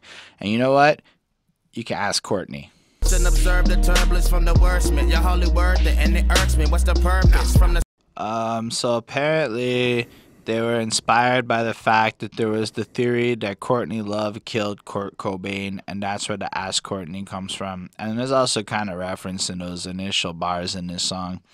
But I thought it was super interesting that in a rap album review in 2018, we would even be talking about the idea that Courtney Love might have killed Kurt Cobain. So that's fucking awesome. How do you feel about this track? I feel that I'm really interested in how they sound like DMX. Okay. The way that they flowed, some of their verses, the way that they sounded, they had that like that grunginess to it. I didn't get the song. I'll tell you that right now. I didn't understand it. I listened to it a couple times. I just felt like this was more just bars. I like that weird warpy sound when it starts off. You got the little intro, then it comes in. The beat just starts right away. We got Michi, Darko, and Eric, Ark Elliott on the same, kind of going back and forth. Starts off with Michi. He didn't really say much at first, but then I like... What? He said all sorts of stuff at first. Not much that really stood out to me. Love hurts. And I could go on. Well, if you want to quote him, go. I do. Love hurts. Ask Courtney, she killed Kurt. I do a bitch like Sid do Nancy, because Sid Vicious, I believe, of the Sex Pistols killed Nancy something over some reason or another. I know it's a significant story. I've read it like 3 times. I can't remember it, but it's a good line, right? And it shows that their understanding of global music history is also pretty cool, because none of that's hip-hop, right? If she cheat on me first, I'm going to get the world's attention before I bleed on this earth. You going to really get the message if you play this in reverse. Right. And so I found the version that plays it in reverse, and I spent like 3 minutes listening to this song in reverse, and I don't get the message. And then I thought about all the words backwards, and I still don't get it. Do you guys understand what the hell that line meant? Please, somebody explain it to me. Anyway, but then he's like, okay, lyrical combat, which I love, because you know he's just coming in for that fatality. Who want to battle me? I'm going to shatter every atom in his whole anatomy. And that's just great rhyming. Plus, I just literally pictured him having his like rhymes turning into like fucking this ray gun that shattered the person, and at an atomic level, he split apart so that he could never be reconstructed. And we all know what happened to Humpty Dumpty. That's what I'm trying to say. Jeez. I like when Eric went, just watch and observe the turbulence from the wordsmith. You hardly worth it, and it irks me. What's the purpose? From the surface? I emerge without immersing. Mama nursed me, unemployed but not thirsty. Yeah. That was dope. Michi Darko. Why was it dope? On his next verse, I like when he went, fresh out the box, Nina a virgin, about to pop a cherry and leave spots on your jersey. Bitches call me to 2 cup Shakur Hennessy pour. And I was like, oh, that's cute. That was really a well-done line. Especially because of the Tupac line. And Tupac is like basically where I learned the word Hennessy when I was younger. And then this is where I kind of got this DMX feel. They started kind of going with that like voice that he kind of uses and the way he kind of splits up his words. And then Zombie Juice goes, got a problem, got a vent, got a shot, got a sin, got a rob, got a spend. Is it you? Is it you? Is it him? And the way he said that sounded like us? DMX. Is it them? Wonder how we can make amends. Watch how they circle the block as they hate us because of our skin. Right. Well, I really enjoyed the way they did that. And that all tied together. I gave it a 4 on 5. That's fair. I really like that last part. The whole got a problem, got a vent, got a sandwich. And he's just kind of questioning a lot of stuff. Right. And then ties it all in. It kind of like I just pictured like the police as sharks coming in on them, or just people in general, over the fact that they are black. And they kind of managed to tie some of these things together, because you're right, they do flip it up, they do come in with different tones, but they managed to weave in serious messages to almost loose hip-hoppy or allegorical stuff, which I really think is well done. One of the lines I really thought that struck with me was the Armageddon, never leave home without my weapon. This song, Who Want One-on-One with the Dead Man. And it really made me think of Bone Thugs, which we're going to talk about, and you can watch our whole review there to see what we have to say about that. But specifically, the idea of Armageddon is coming, so always be prepared is something that I thought was super prevalent in the art of war, which we'll talk about. I've already listened to that. So. Well, actually, it's something we forgot to mention a couple of songs ago on the Headstone track. I liked it when Zombie even referenced the Crossroads part. Well, I mentioned the art of war part, but yes, he did. They did the boom, boom, boom, boom, boom, which was really cool. I just overall thought that this song had this stupidly cool energy to it. I love the fact that they really seem so aware, and in general, I just gave it a 4.5 on 5. It really hit the same general vibe of what I've come to enjoy in these guys. Nice. So next up, it gets a little poppier with Crown. Losers told me I wouldn't be on the earth for this long. My resurgence. This is my second exposure to Portugal, the man, which I think is literally one of the worst names I've ever heard as far as acts go, but that's neither here nor there. How do you feel? Voice. Yeah, it's a great voice. I don't know if that's his real voice. It's just the name of the group I'm not into. Do you guys like Portugal, the man, the name? of the group or the act. Let me know if they're worth it. How do you feel about this song, though? I like the claps in the background of the chorus. That like everybody kind of come together, clapping type feel. Right. I like. Like I was saying, I don't know if Portugal the man is an actual like person or is it just like a voice that was an indie being group. used. I think they're like a whole band thing. I might be wrong. I really don't know. Okay. Anyway, go on. Verse 1, we've got Eric Arc Elliott. I like when he went bleeding through people to see the stars. I'm needed in cities, large look down, tote out, break down these walls. Yeah, they're a band. Portugal the man. Okay. Well, I like that sense of reassurance that he feels confident in himself. He's breaking down the walls. He's gonna move forward. I like the smoothness in Eric's voice. I like that change from that kind of heavy uppity rap voice. Like he's got this more control and tone. It suits the mellowness of the song as well. I like when Zombie Juice comes in on the bridge. He's kind of repeating real music, still with it. Fake, don't get on. Just a message to myself, mirror, mirror on the wall. That is the part, put your cup. Hold on. I don't know if he says put your cup. He might say put your cup, but I'm 100% sure he's also saying Portugal. Because it sounds like he's saying Portugal as he's saying it. And it makes sense because he's saying Michi Dark like right after. Michi Dark just got off we already died. But so like it kind of makes sense that he'd also be shouting out Portugal the man a little bit there, no? Right, absolutely. Michi Darko just got off this my destiny written on the wall, played my part. Right. I like that. And then we go into Michi's verse. No one gets out alive, so we live like we already died. No one will ever understand but the sky. Sometimes it's just hard to focus with these voices inside the mind. I'm a demon to some, I'm an angel to others. Gotta die for what you love or love until it kills you. That was really deep right there. That was some real like understanding of how kind of like life kind of works a bit. Well, I mean, it's more like kind of him pointing out this, he's feeling trapped and he's feeling kind of like underneath whatever, and he's saying that people aren't going to relate to him, aren't going to relate to the fact that he feels like he's got these voices in his mind. I don't know if it was him who's bipolar or I think somebody's connected to him, but it kind of has like this idea that he's dealing with some actual issues.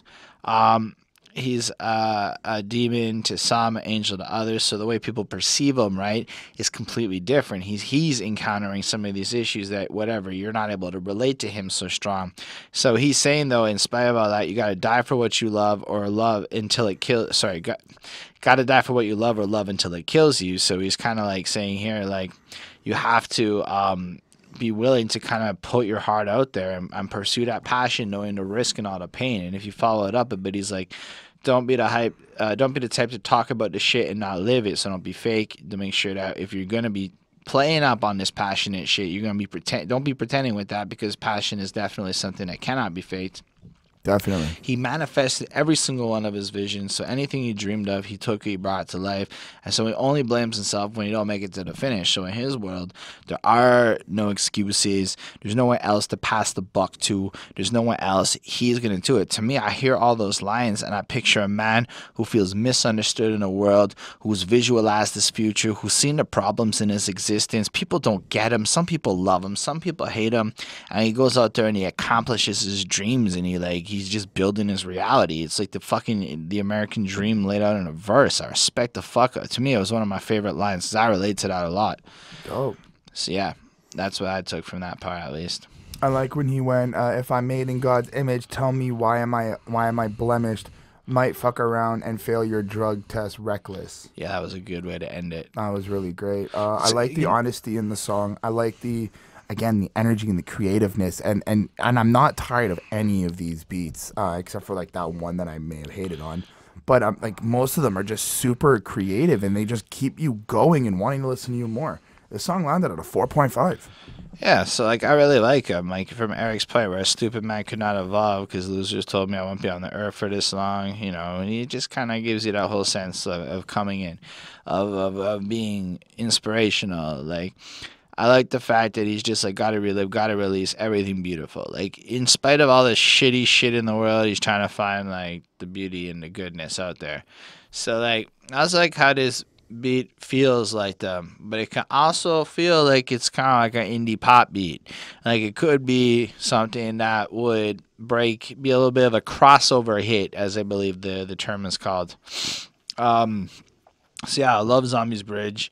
Thought it was well done. I like that Michi Dark bit, like I told you. I also really dug the way the Portugal the Man's high pitched, kind of subtle vocals. Like that verse part that they have is so subtle that like you almost don't notice it passing you by. It's like this ghostly kind of vague figure to contrast the intensity that the other boys bring to the table. I get this a 5 on 5. This is amazing. As far as these types of songs go, it could have gone real bad. It did not. Let's talk about Proxies. Billionaire, watch you play musical chairs like who music compares. The zombies kicking the. All right, Chris, I would love to hear what you have to say about this next track.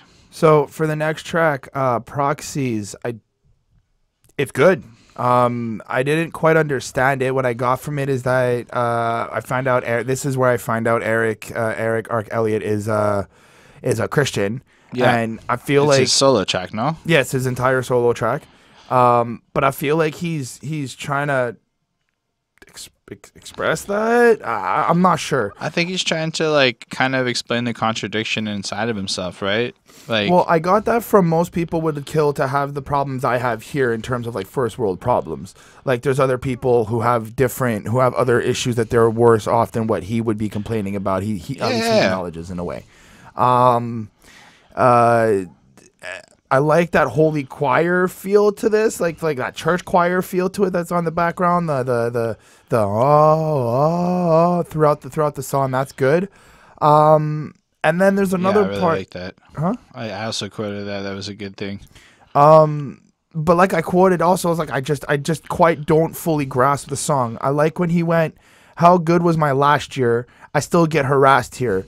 Don't stir up this gas near a few of us last here. I'm still on my block on my black hoodie shit.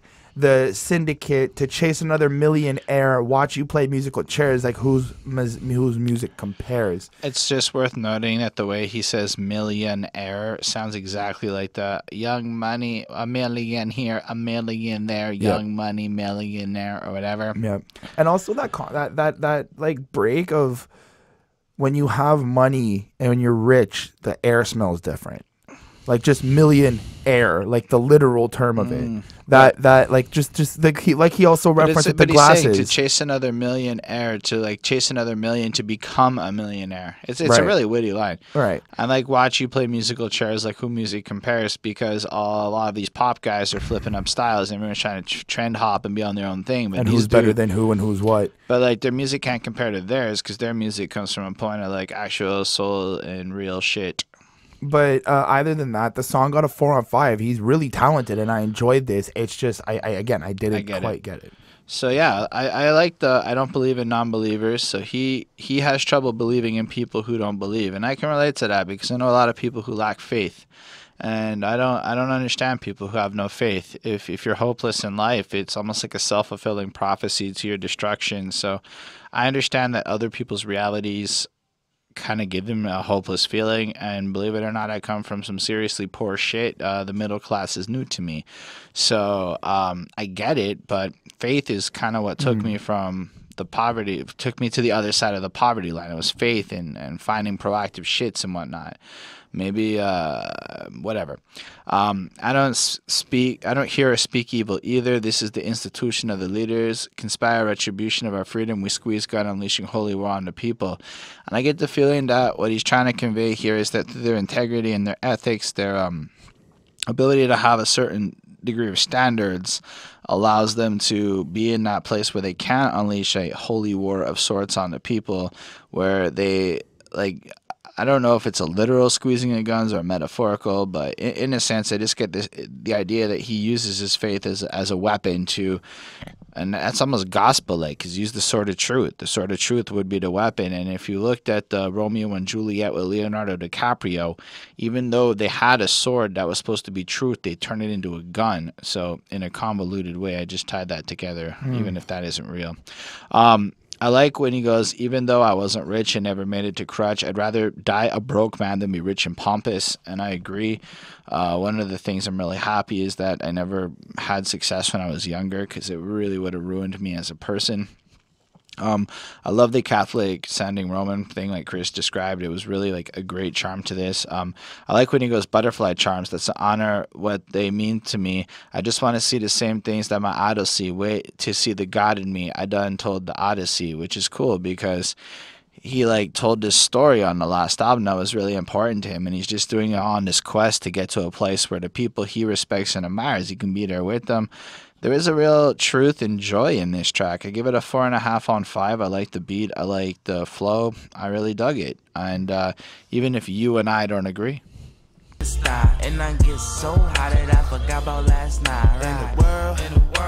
This is some like fucking straight up well composed pop radio friendly awesome, but still being pure ass bomb ass awesome shit all at once. It is well fucking made. Featuring Dia, D-I-A. Well, Dia does the intro of the song. Don't be anxious or impatient, because I want to hold you close and never let you go. I like that. I like that that part specifically, because that reassurance, that knowing that there's somebody there who wants to take care of you, that makes you feel good inside. That gives you that hope. Right. And playing and when you later find out what the song's about, and just to say, like, there's a lot of shit that has happened in these guys' lives. When the chorus comes back, or when that because the intro was a chorus, when that chorus comes back from Dia, you get that reassurance, like, okay, you know, everything's gonna be cool. To break down some of the verses, in verse 1, we've got Eric Elliott. And he goes, oh, I say we struggle. It's hard living. Streets have been unforgiving. Smoke weed, hold deep conversations with winners, because these my brothers love them to death. And then and then another point, that line also ties in with something else. There's a 6 gram. These are 6 grams in the blunt on a mission to find myself. And you can tell there's like they're really close to each other. They're really trying to work with each other and get to the top, but they're also using marijuana, at least Eric is, to try to find himself and try to ground himself down from all the confusion and all the pain and fear that's happening around him. And that you can hear this type of honesty, and it's like this kind of crackiness in his voice that I heard, and it was just great. The effect of it was just really great towards the song. On verse 2, we have Juice, and I like when Juice goes, Zombie Juice, when he goes, but I don't really give a fuck if we ain't in your rotation. I put the heart up on this bitch, and can't nobody take it. And that line just says it all. That is pretty like, good. Everybody's always worried about which group you're in, or if you're going to get, like, in terms of, like, a rotation, like a blunt rotation, right? Everybody's worried about being smoked on or whatnot. Well, I thought it was more music rotation, like your playlist, like your radio, like program director type shuffle shit. Rotate. Oh, I didn't catch that. Okay. Because that makes way more sense. Because if you think patiently waiting makes me think of 50 Cent, like, I've been patiently waiting for a track to explode on. And so he comes in like with that, and that track is kind of fire and whatnot. So I took it kind of like he's not doing this for the radio fame. He's put his heart in this bitch, and can't nobody take it. So even if you don't play him today, even if you don't care, because he's got that passion behind him, he can break past those regular boundaries of other fuckers. And then on verse 3, I like when Eric, the honesty that Eric says here. He was like, I put the bread down on something I wanted for years. If my brother needed some money, man, I'd probably sell that shit. Hey. And just knowing that he's ready to give up what he's been saving for, and that type of security, it really shows the loyalty that these guys have for each other. And that's also tied into Darko's verse, which for me was a little, like, so personal. How he mentions about how his father left, he barely had nothing. He shouts out to Eric's mom, wanting to help her by giving her a kidney. Because, like, for him, Eric's mom is his mom too. They're all a family. He also kind of shouts out to Juice as well. Like, if anything ever happened to Juice, he would take care of his kid, make sure that everything would be solid and good for that. There wasn't anything in terms of, like, real seriousness that was like, oh wow, he said that, but it was really personal and really strong. I gave it a 4.5 on 5. Yo, man, I was really into that Michi verse, but I like when Eric's like, "Oh, we struggle, it's hard living, streets have been unforgiving, etc." That whole part that he goes in there really you really get the sense that there's a camaraderie, right? Like, 'cause he smokes weed and holds deep conversation with winners, so his squad, the people that he's rolling with. And it really made me think of the way Bone Thugs talks about their bond, actually. And 'cause they're his brothers, he loves them to death. It's written in stone, so it's super permanent, etc. And, you know, like, you get the sense that he has such faith in this crew and in this movement and this thing that he's doing that he can just kind of succeed. And I really like that sense that they're giving off. But really, Michi's really what brought this track home for me. They tell you about my family, that bipolar disorder, and due to karma, my first youngin' gonna be a daughter. When I was 5, I told my mom I wanted to die. Like, are you serious, man? Like, that's some crazy shit to have such powerful emotions. That by the time you're 5, you're already wanting to deal with some suicide type stuff. Like, then we cried, the crazy shit, man. It wasn't a lie, man. This life is filled with stress, and like, I can't say I've ever experienced anything like that, but I can empathize with that type of shit, and I can empathize with the idea of wanting to die and to be in a situation where your world just seems so fucked up, you know? The weight of the world on my shoulders. I just finished my reps. We're all addicted to drugs, all addicted to sex. Feeling so self-destructed, like I'm clinging to death. Took my 5-digit check and copped some bigger baguettes. It's like, man, that just described like fucking what all of us would do with money, you know? Like, as much as I would like to think I would be above some of that shit, I know if you handed me a 5-digit check today and now, I might not use all of that money as responsibly as I should, considering some of my dreams and aspirations. And I like the fact that there's this truth in what they have to say, this relatability, this honest message that they keep tying into the other stuff. I really be shopping for happiness, but that shit ain't for sale. But if you don't show them, then they won't think you do it well. So here it's like, you have to have these nice things, nice clothes, and you have to be flossing and almost like faking like you're happy with these possessions. Otherwise, people will not think you're doing well and they'll question it. And it's like, whoa, that's some deep ass shit. Like, or my favorite part was also, this game is supposed to be locked in. I leak through though like a real bad pussy pad. Watch me seep through. Because they're now comparing their break into the music industry and the success they've had and the way they were able to kind of like seep through the cracks like they weren't supposed to menstrual blood on a fucking pad. And that is some grimy ass shit. Love this song. This song is a fucking 5 on 5 to me. It is one of my favorite songs on this project. Like, when they really come at me like this, I fucking love it a lot. But let's talk about the goddess. Type girls, passive the rage, see white girls. I'm in the philosophical. Read your mind. Yo, it's crazy how different Michi sounds when he's like smooth, softer tone. Girl, yeah, you know? Yeah. Like, you texted me them broken hearts. It's just just say what's on your mind, girl. I see them 3 dots for 3 minutes. Go ahead and type, girl. First of all, I think we can all say as men, maybe women too. Let's just say people for the sake of correctness.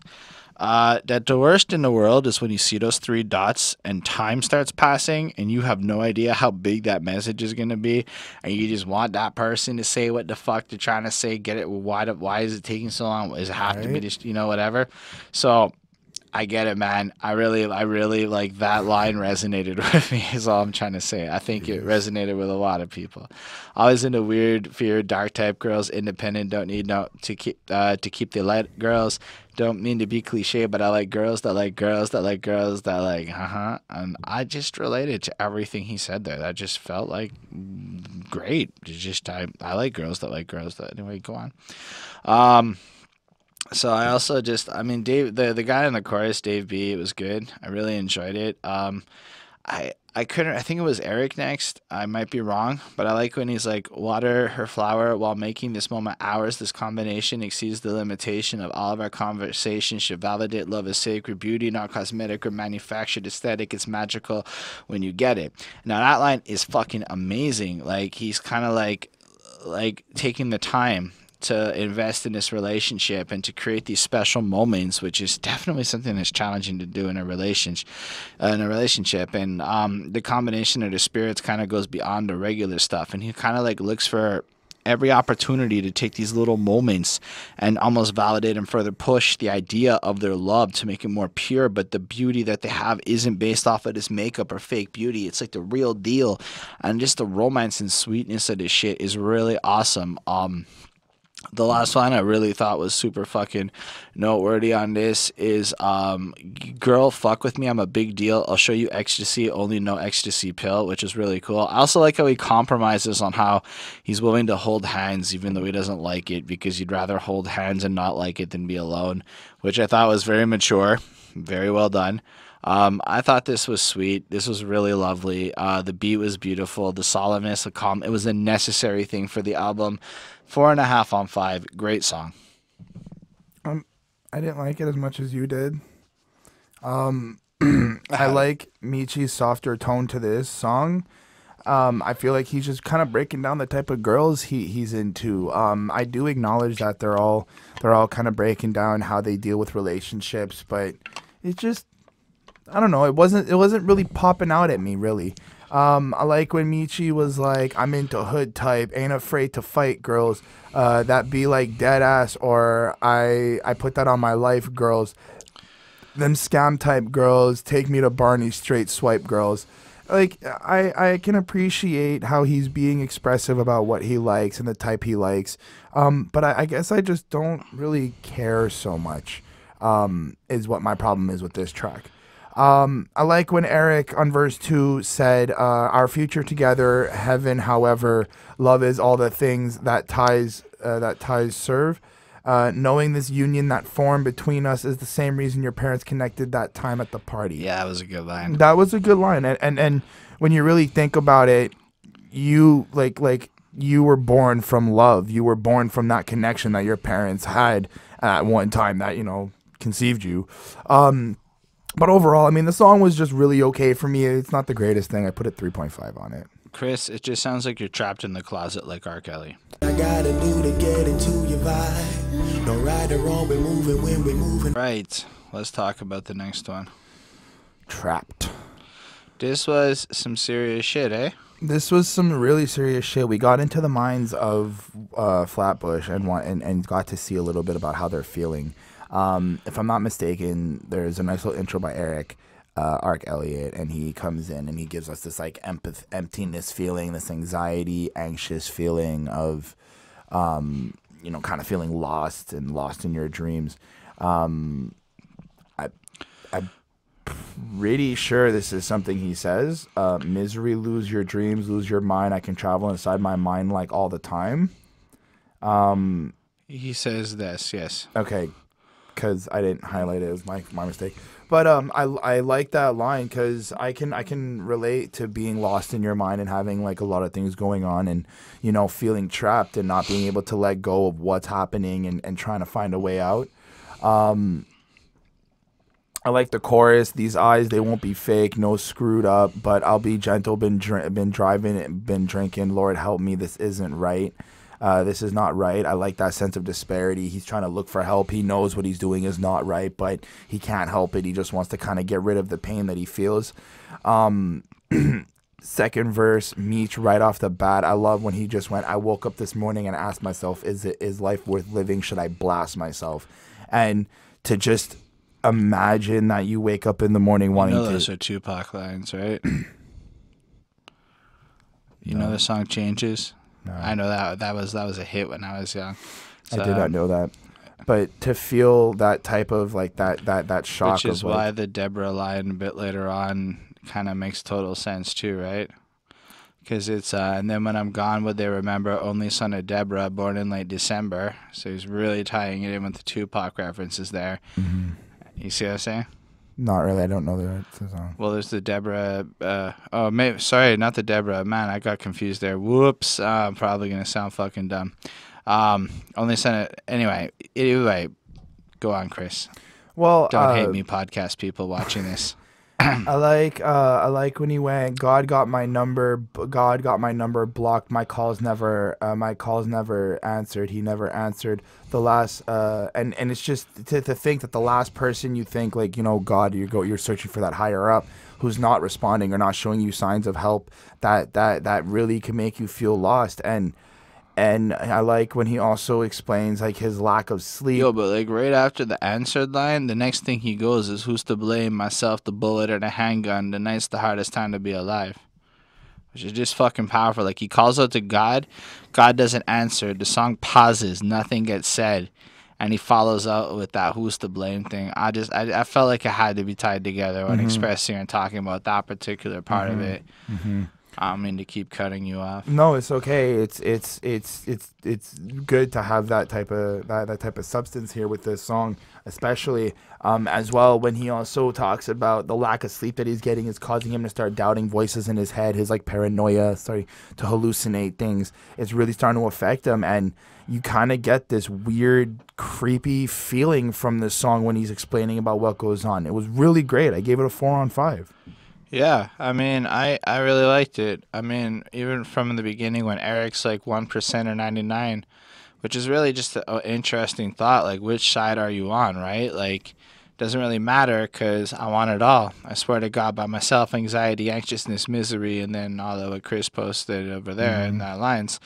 And it's just, I understand that because it doesn't, I honestly feel like that's written a little bit about me and my anxiety and my desire to get to the next place in life. And I'm in the 99. And if I was in the 1%, I would totally probably still be compelled to strive to be the best and to keep competing and to keep rising.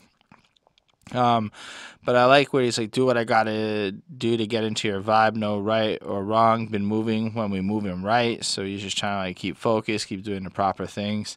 I like the idea of in the middle of the night, nowhere I see happy people, in the middle of the night, nowhere I see like bloodsheds by people. So like in these like vacant parts, you know, you can see these happy people kind of, but at the same time he sees all the terrible, awful things that are happening. So there's this like conflict of shit that's going on. But man, Meech's verse is like, I know a lot of people probably feel, I feel that way more often than most people will be ever willing to admit. So like everything from like grabbing those Tupac lyrics, which are really strong, and Chris is right, like it is fucking crazy just the idea of waking up and wondering if you should blast yourself, you know?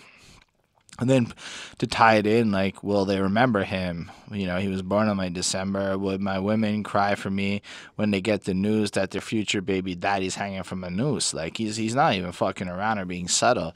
He's making it abundantly clear that he is fantasizing and desiring death and killing himself inside of this situations.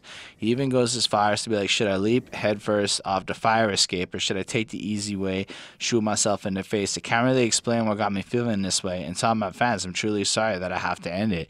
So like he's going as far as to like addressing us and the people actually just like listening to this music, that he understands that this is some whack shit and doesn't make sense. He doesn't even understand it, but the compulsion is still there and it's still real. And I appreciate the way they handled this subject matter. It didn't feel like when Logic wrote a song that was just like, hey, everybody stay alive and here's the suicide hotline number. It felt like some guys who actually understand what it's like to go through some shit, just expressing themselves so that you can relate to it. I get this a 5 on 5. I thought it was amazing. Next up is Best Amerikkkan.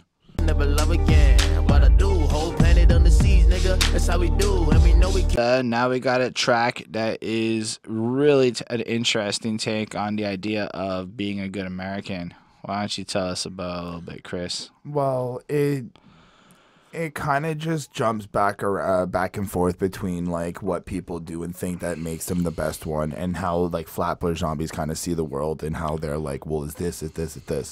I like verse 1 right off the bat when Eric Elliott goes, pay a load of taxes, take it off your check, boy. I know you know this debt till you hesitate right before you purchase that new chain, new fame, original black. And that type of thinking, like he's full on just going, you know, you're paying more than what you should be for this thing, but you go for it and you just feel like you need to get it. At least that's what I caught from it. I kind of thought it was like, you know, you need to pay your taxes, but you don't, and you buy the chain anyway. Oh, that could have been. I mean, you might be right, but either way, same general premise. You don't really consider your actions; you're just impulsive. But it's a good point. Right. So there was that. I like that. Like, and I also like how he's kind of acknowledging like this money issue. Like, I also kind of took it as if like people are not prioritizing their shit straight as well. Yes. So there was that.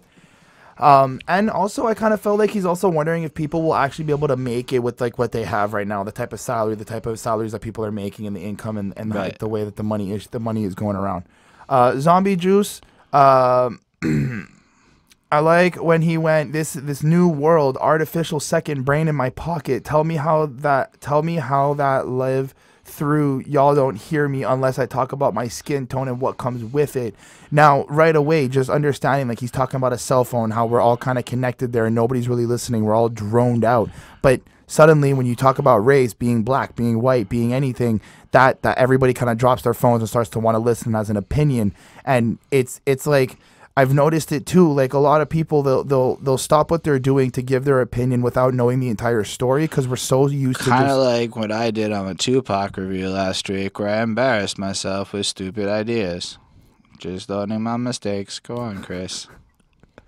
So that was really serious, and I really enjoyed how he brought to light that. And then I like when he went. Another day, another cop killed an innocent, an honest man, black skin, young age, probably had a kid, it never ends. And again, bringing light to another black folk who has passed away. The government and the cops are kind of like abusing their power. A lot of the shit that keeps going on in the news and stuff that we need to make a change for. And then we got Michi. And I love when he goes, say God bless America to the red, white, blue noose on my neck. Wildin' for respect, guess freedom ain't free, Really want to see a difference, kill some politicians, red man get executed and forgotten, black man spent 200 years picking cotton, now they poison our minds and put shackles on our conscience. Yeah, it was fantastic. That, the energy and the brutality of the brutality that he's trying to give to you with the lyrics and the way he's... It's not so much that it's brutality, it's that there's a lot of truth in it. I don't know how much I feel about the kill some politicians line, but for the rest of it, like... But I get where he's even coming from. Like, unless we actually go that far, you're not going to see the difference. But yeah, it is pretty brutal. Well, right off, like, what really stuck with me was say God bless America to the red, white, blue noose on my neck. That was like, holy shit, the country's suffocating you. Like, it's right, killing you. But you also have to say that Pledge of Allegiance. If I'm like, we don't have that shit in Canada, so I don't actually know, like, whatever. Do you guys actually have to say the Pledge of Allegiance? Well, I lived in the States as a kid. Oh, you did. Did you have to say it? I lived in the States as a kid, and it was a general thing that I remember having to, like, say the Pledge of Allegiance for the flag every, like, morning of school when we got into class or whatnot. That's some propaganda. I don't know if it's changed, but like I was like 4 or 5, 6. That's fine. In the States, yeah. So. But other than that, I really think the song is a really good way to kind of open up the eyes of people and be like, you really think you're king shit, but you're really not. Like everybody has to stop fighting over who's king shit. Technically, I gave it a 4.5 on 5. Yeah, I mean, you quoted a lot of the stuff I thought was super significant already. I like how it comes off a little bit of a different feel. Like, it doesn't have the same energy as the other tracks in terms of how the beat and the flows are put together. I like how Eric's like, this is the real shit. This is not a phase. Born afflicted, misinformed children are on the way. Eyes teary, blind fury, crying to be safe. Find another way while escaping a rude awakening while we caged in abomination. And I got the sense that he's pointing out that the way the system is like laid out, people are kind of misinformed and almost set up to be in this situation, which will lead to the tears and the bad situations. But instead, we should be looking for a better situation that exists. And I don't know, kind of like the darkness that is caging the people in. Somebody needs to have this rude awakening of sorts to flip it up and to create better circumstances. So I get where the energy's coming from, and I love the idea of questioning who the best American is, right? They're kind of saying, well, are you the best one? I mean, I'm black, I'm different. That isn't better or worse. It's just kind of like whatever. So what makes the best American? What are the qualifying factors? And I really like the outro, which kind of adds some interesting thoughts and ideas, like the part where what is it, the money doesn't stay in the hood for like 6 hours. And then I started thinking about where I spend my money sometimes, and I realized I'm probably not even keeping my money in Canada. I'm fucking sending it straight down to like fucking Bezos and Amazon and everything in the States. So like, it's a really interesting thought, and I give it a 4.5 on 5. I definitely dug the track, and I appreciate y'all who stick with us, even though we've misunderstood so many things. This is me, fuck you mean, living like I'm in a dream, visualize it, unit. Alright, so this one features Nyck with a Y, Caution. Did you like this song, Chris? I liked it. I like the idea of this song. I like how they look, not they look, but they kind of, actually no, they look at themselves and understand that they're going to be misunderstood. They acknowledge that they're different, that they're in a case weird or maybe even outliers of a general situation, and they know that.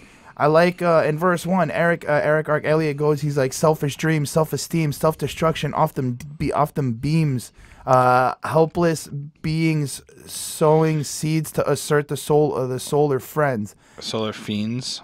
Is it fiends or friends? It's fiends. It's friends.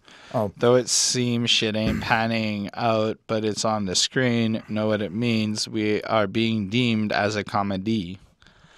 Great following up on the rhyme schemes. I love that. I love how he used that syllable play and how he did that. But I also like how he's also trying to like kind of criticizing society a lot right there, right? You know, everyone's kind of selfish. Well, I think it's what he's doing. Like, he's got selfish dreams, he's got self-esteem issues, he's a little bit self-destruction. Yeah.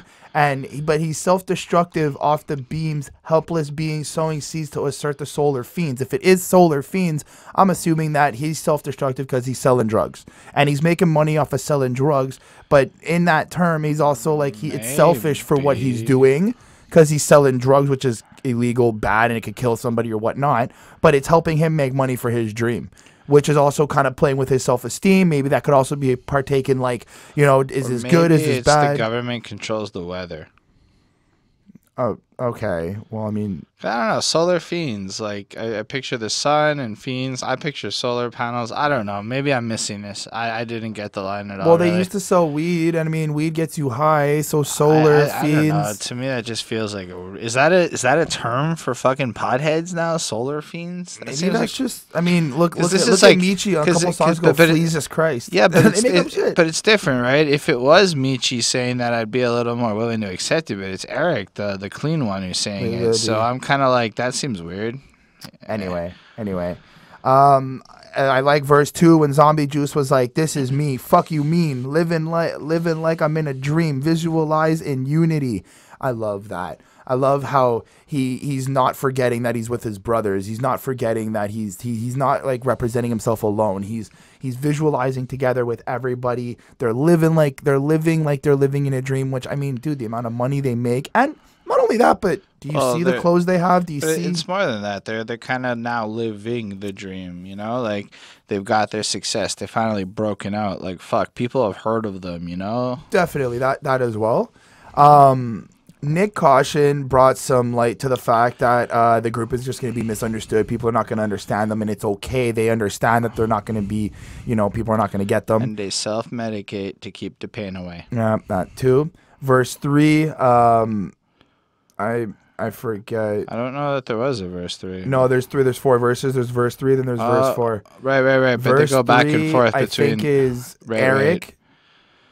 Yeah, it was like right, because he goes mischievous, the true elite, convenient, replacing books where your TV is, placing books where your TV is.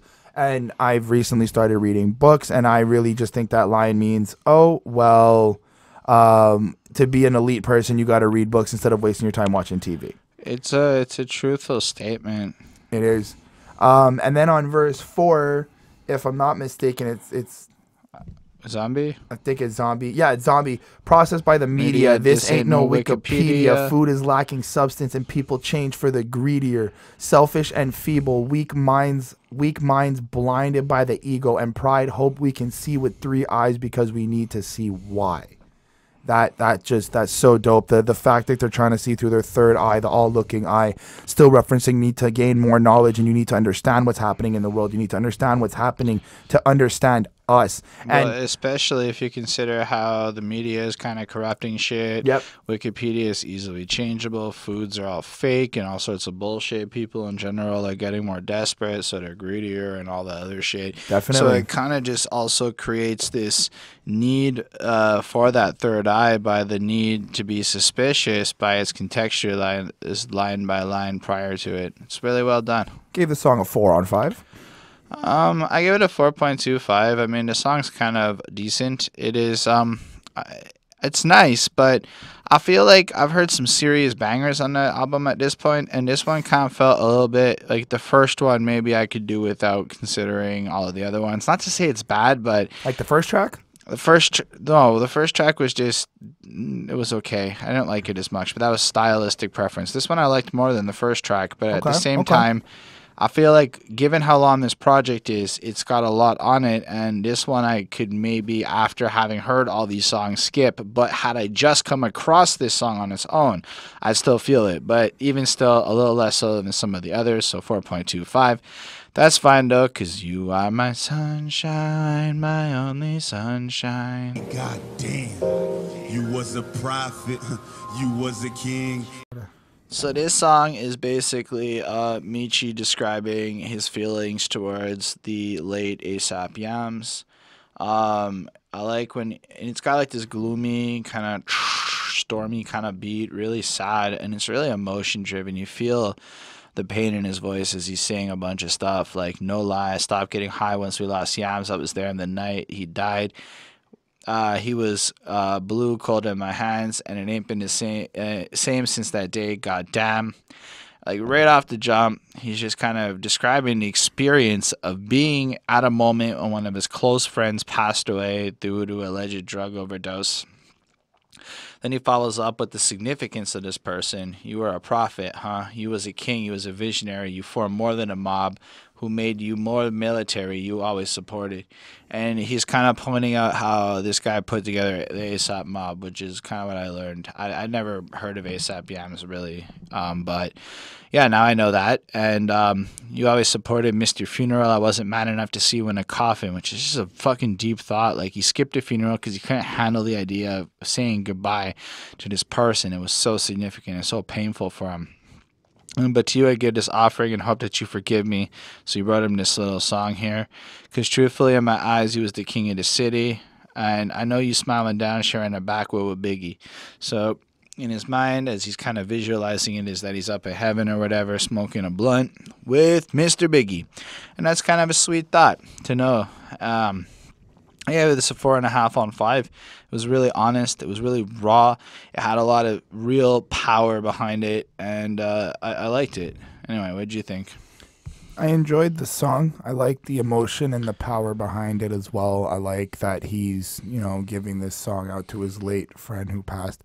But I think my only issue with it is that I don't really know the context and the great power of A$AP Yams. I don't know if you need the context of the power of Yams. It's more you can see how close he felt and how much pain he lost and felt over this. So I do get that sense of like pain though. I do hear that. You can hear it in his voice. He's not as like sporadic or kind of saying any abrupt bullshit. He's just trying to be completely a dedication to his friend, man. Exactly. I gave it a 4 on 5. All right, that's fine. I know you want to talk about the next one. It's The Glory. Like I got a platinum plaque, modern acrobat, the massive fact, I sharpshoot him, make him tap that. So we have this very last song featuring Mr. Denzel Curry, who Chris is obsessed with and always trying to tell me to listen to. I enjoy Denzel Curry. He's got a certain type of energy to him. Right. He is the one that weighs a ton. Okay, what about this song? Doesn't need a gun. This song. This song is great. I like the positive energy to it. I feel like everybody's just trying to be like, go out and do your shit. Go get your money. Go work for what your dream is. Go out and strive. Verse 1, we got Eric Elliott. I like when he's like, spirit like I got a platinum plaque, modern acrobat, the Mass Effect. I like that. I like that ambition that he may not even have a platinum plaque right now, but he's got that spirit, and he knows, and as you keep saying, he might have faith in it, and he believes that he's going to make it there, and I just love that type of that thinking there.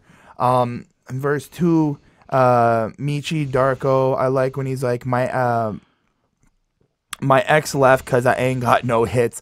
I heard her new boyfriend lumping her up with his fist. But hey, you got what you asked for. I'm petty as shit. I'm a little bit petty at times, and that was funny.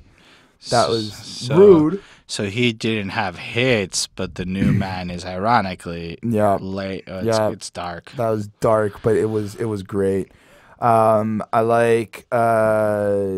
I like, and then Denzel Curry comes in on third verse, and I like a couple things from him. I like when he went, I'm Faison with no love, give love with the golden glove. I'm the man with the golden gun, black man under golden sun, I'm shining.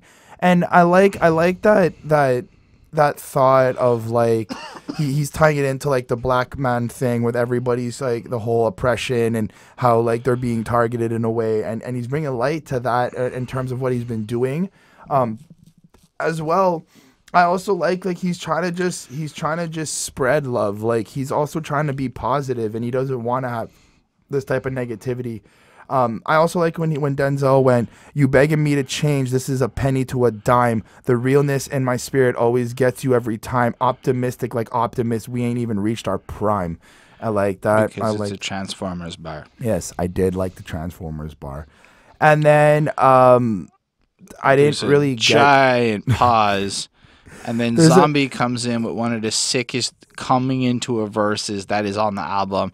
Kind of repeats the line and then just like fades in. It's sick. Yeah, I didn't quote anything from Zombie's part. That's fine. Anyway. Like to me, there was nothing really noteworthy because it again super it's still, sweet. It's so different than the other verses. Super personal as well towards to everybody. He's got lines like "Rest in peace to my sweet great grandma Grace." I wish my mama was alive if I could see her face. My grandfather used to say when I fucked up, Dad, I was just like my mama. Tough love. That's some harsh shit, loss and family stuff. But you're right, it is a little more personal, a little more appreciative, and it was a slightly, but I mean, they all kind of had some personality to it. Like Eric, even, you see us as winners. When do we ever win? When am I even good enough? Acknowledge your friends. Sometimes things get broken and we argue again. Spent the last 20 minutes holding it inside of my head. I'll explain it as taking cash on culture from the poachers, spooching everything I have, ignoring the bullshit that made me mad. I got that kind of like, he kind of has to deal with a bunch of bad stuff. He's had to do some things that aren't great. Him and his people are arguing. They have some inner turmoils. They feel like they're losing all the time. And he honestly just has a lot of stress and shit. But from your perception, they're just a bunch of guys who win and stuff. You don't actually see the full picture. And the honesty and the truth that comes throughout the verse is pretty amazing. I like when Michi's like, a real friend will kill you if you asked him to. Because that's a very fucking interesting idea. Like, well, because he also plays it up upon they won't stab you in the back. Yeah, instead of just stabbing you in the back, you're just trying to get ahead, but you can't spend dime if you work yourself dead. And that's just a fucking interesting line. And like, his, I mean, you got so many people who really do just spend all their time working, like 80, 90 hours a week all the way through until they're no longer alive, and they can't even enjoy them. They can't even enjoy their money, the pleasure that is supposed to be coming from it. Or we are so deep in love with the sinner, but not the sin. And that was just an interesting line, that you like the people behind the dark shit, but you still kind of accept it, even though there is that dark shit that kind of comes with it. Or at least that's how I took it. Denzel had a cool flow. He kind of sounded like a non-yelling version of what I've heard of him. Baby, do you mind if I revise what's in your mind? You can see my call declined because of a certain point in time. I'm hoping every line hits like a mm9. Then he goes on to kind of say what Chris said, and I got the feeling like he was talking to this person, this woman that he loves, that he's lost, and he's trying to like kind of refine that spark and get that energy, and he's trying to like almost craft his verse that will come and hit her with such darkness that it may as well be a bullet. I guess that's romantic, unless I really misinterpreted that. And then yeah, Zombie has his part, and altogether I gave this a 4.25. It's a good song. I gave the song a 4. But it's definitely not how I would have ended the album. I thought it was just kind of a little lackluster compared to some of the others, but still, it was personal. It was nice. I guess it was their victory song. If we want to wrap it up, though, because it's been a minute now. I mean, we're taking some breaks, but it's been a minute for us recording this. I gave this album a 4.54 on 5. I really liked it. I think it's worth stating that considering this is 19 songs, no skits, almost all of them are above almost 4 or 5 minutes. A few of them are 3-ish, but they're mostly long, full, and complete songs. The fact that this is such a high mark is amazing. This is a really extremely good album that I could see going down as a modern classic.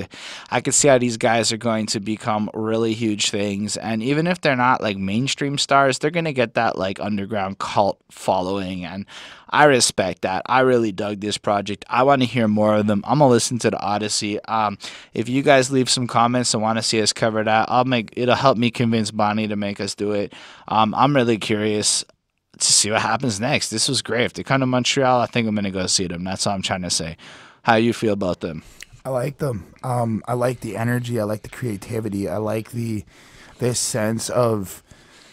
I like the whole concept. Like they're zombies, right? Like they're supposed to be these zombies creature type things, but they're knowledgeable and they're influenced. They're influential and they want to give this positive message. I feel like they're really fucking smart on how they can attract people with how they're making their music and how they label themselves and how they're branding themselves.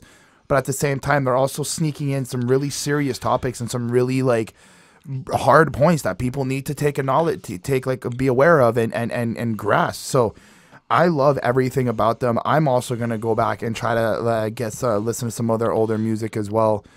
And my grade for this album came up to a 4.3. All right, cool. So thank you all for watching us. For those of you who literally watched this whole thing, you're a real winner. You're a fucking straight up, awesome. y'all amazing. Feel free to let us know in the comments how you felt about our review, about this album, about your relationship with the Flatbush Zombies. And if you also hit subscribe and like the video, you enter the contest. We are at 946 subscribers right now, so we will soon break past that 1,000. Thank you for your support. Thank you for being here with us. Feel free to keep course correcting us so we can get smarter with this shit. And until the next time, let us know what you care about in the future. Peace. Later.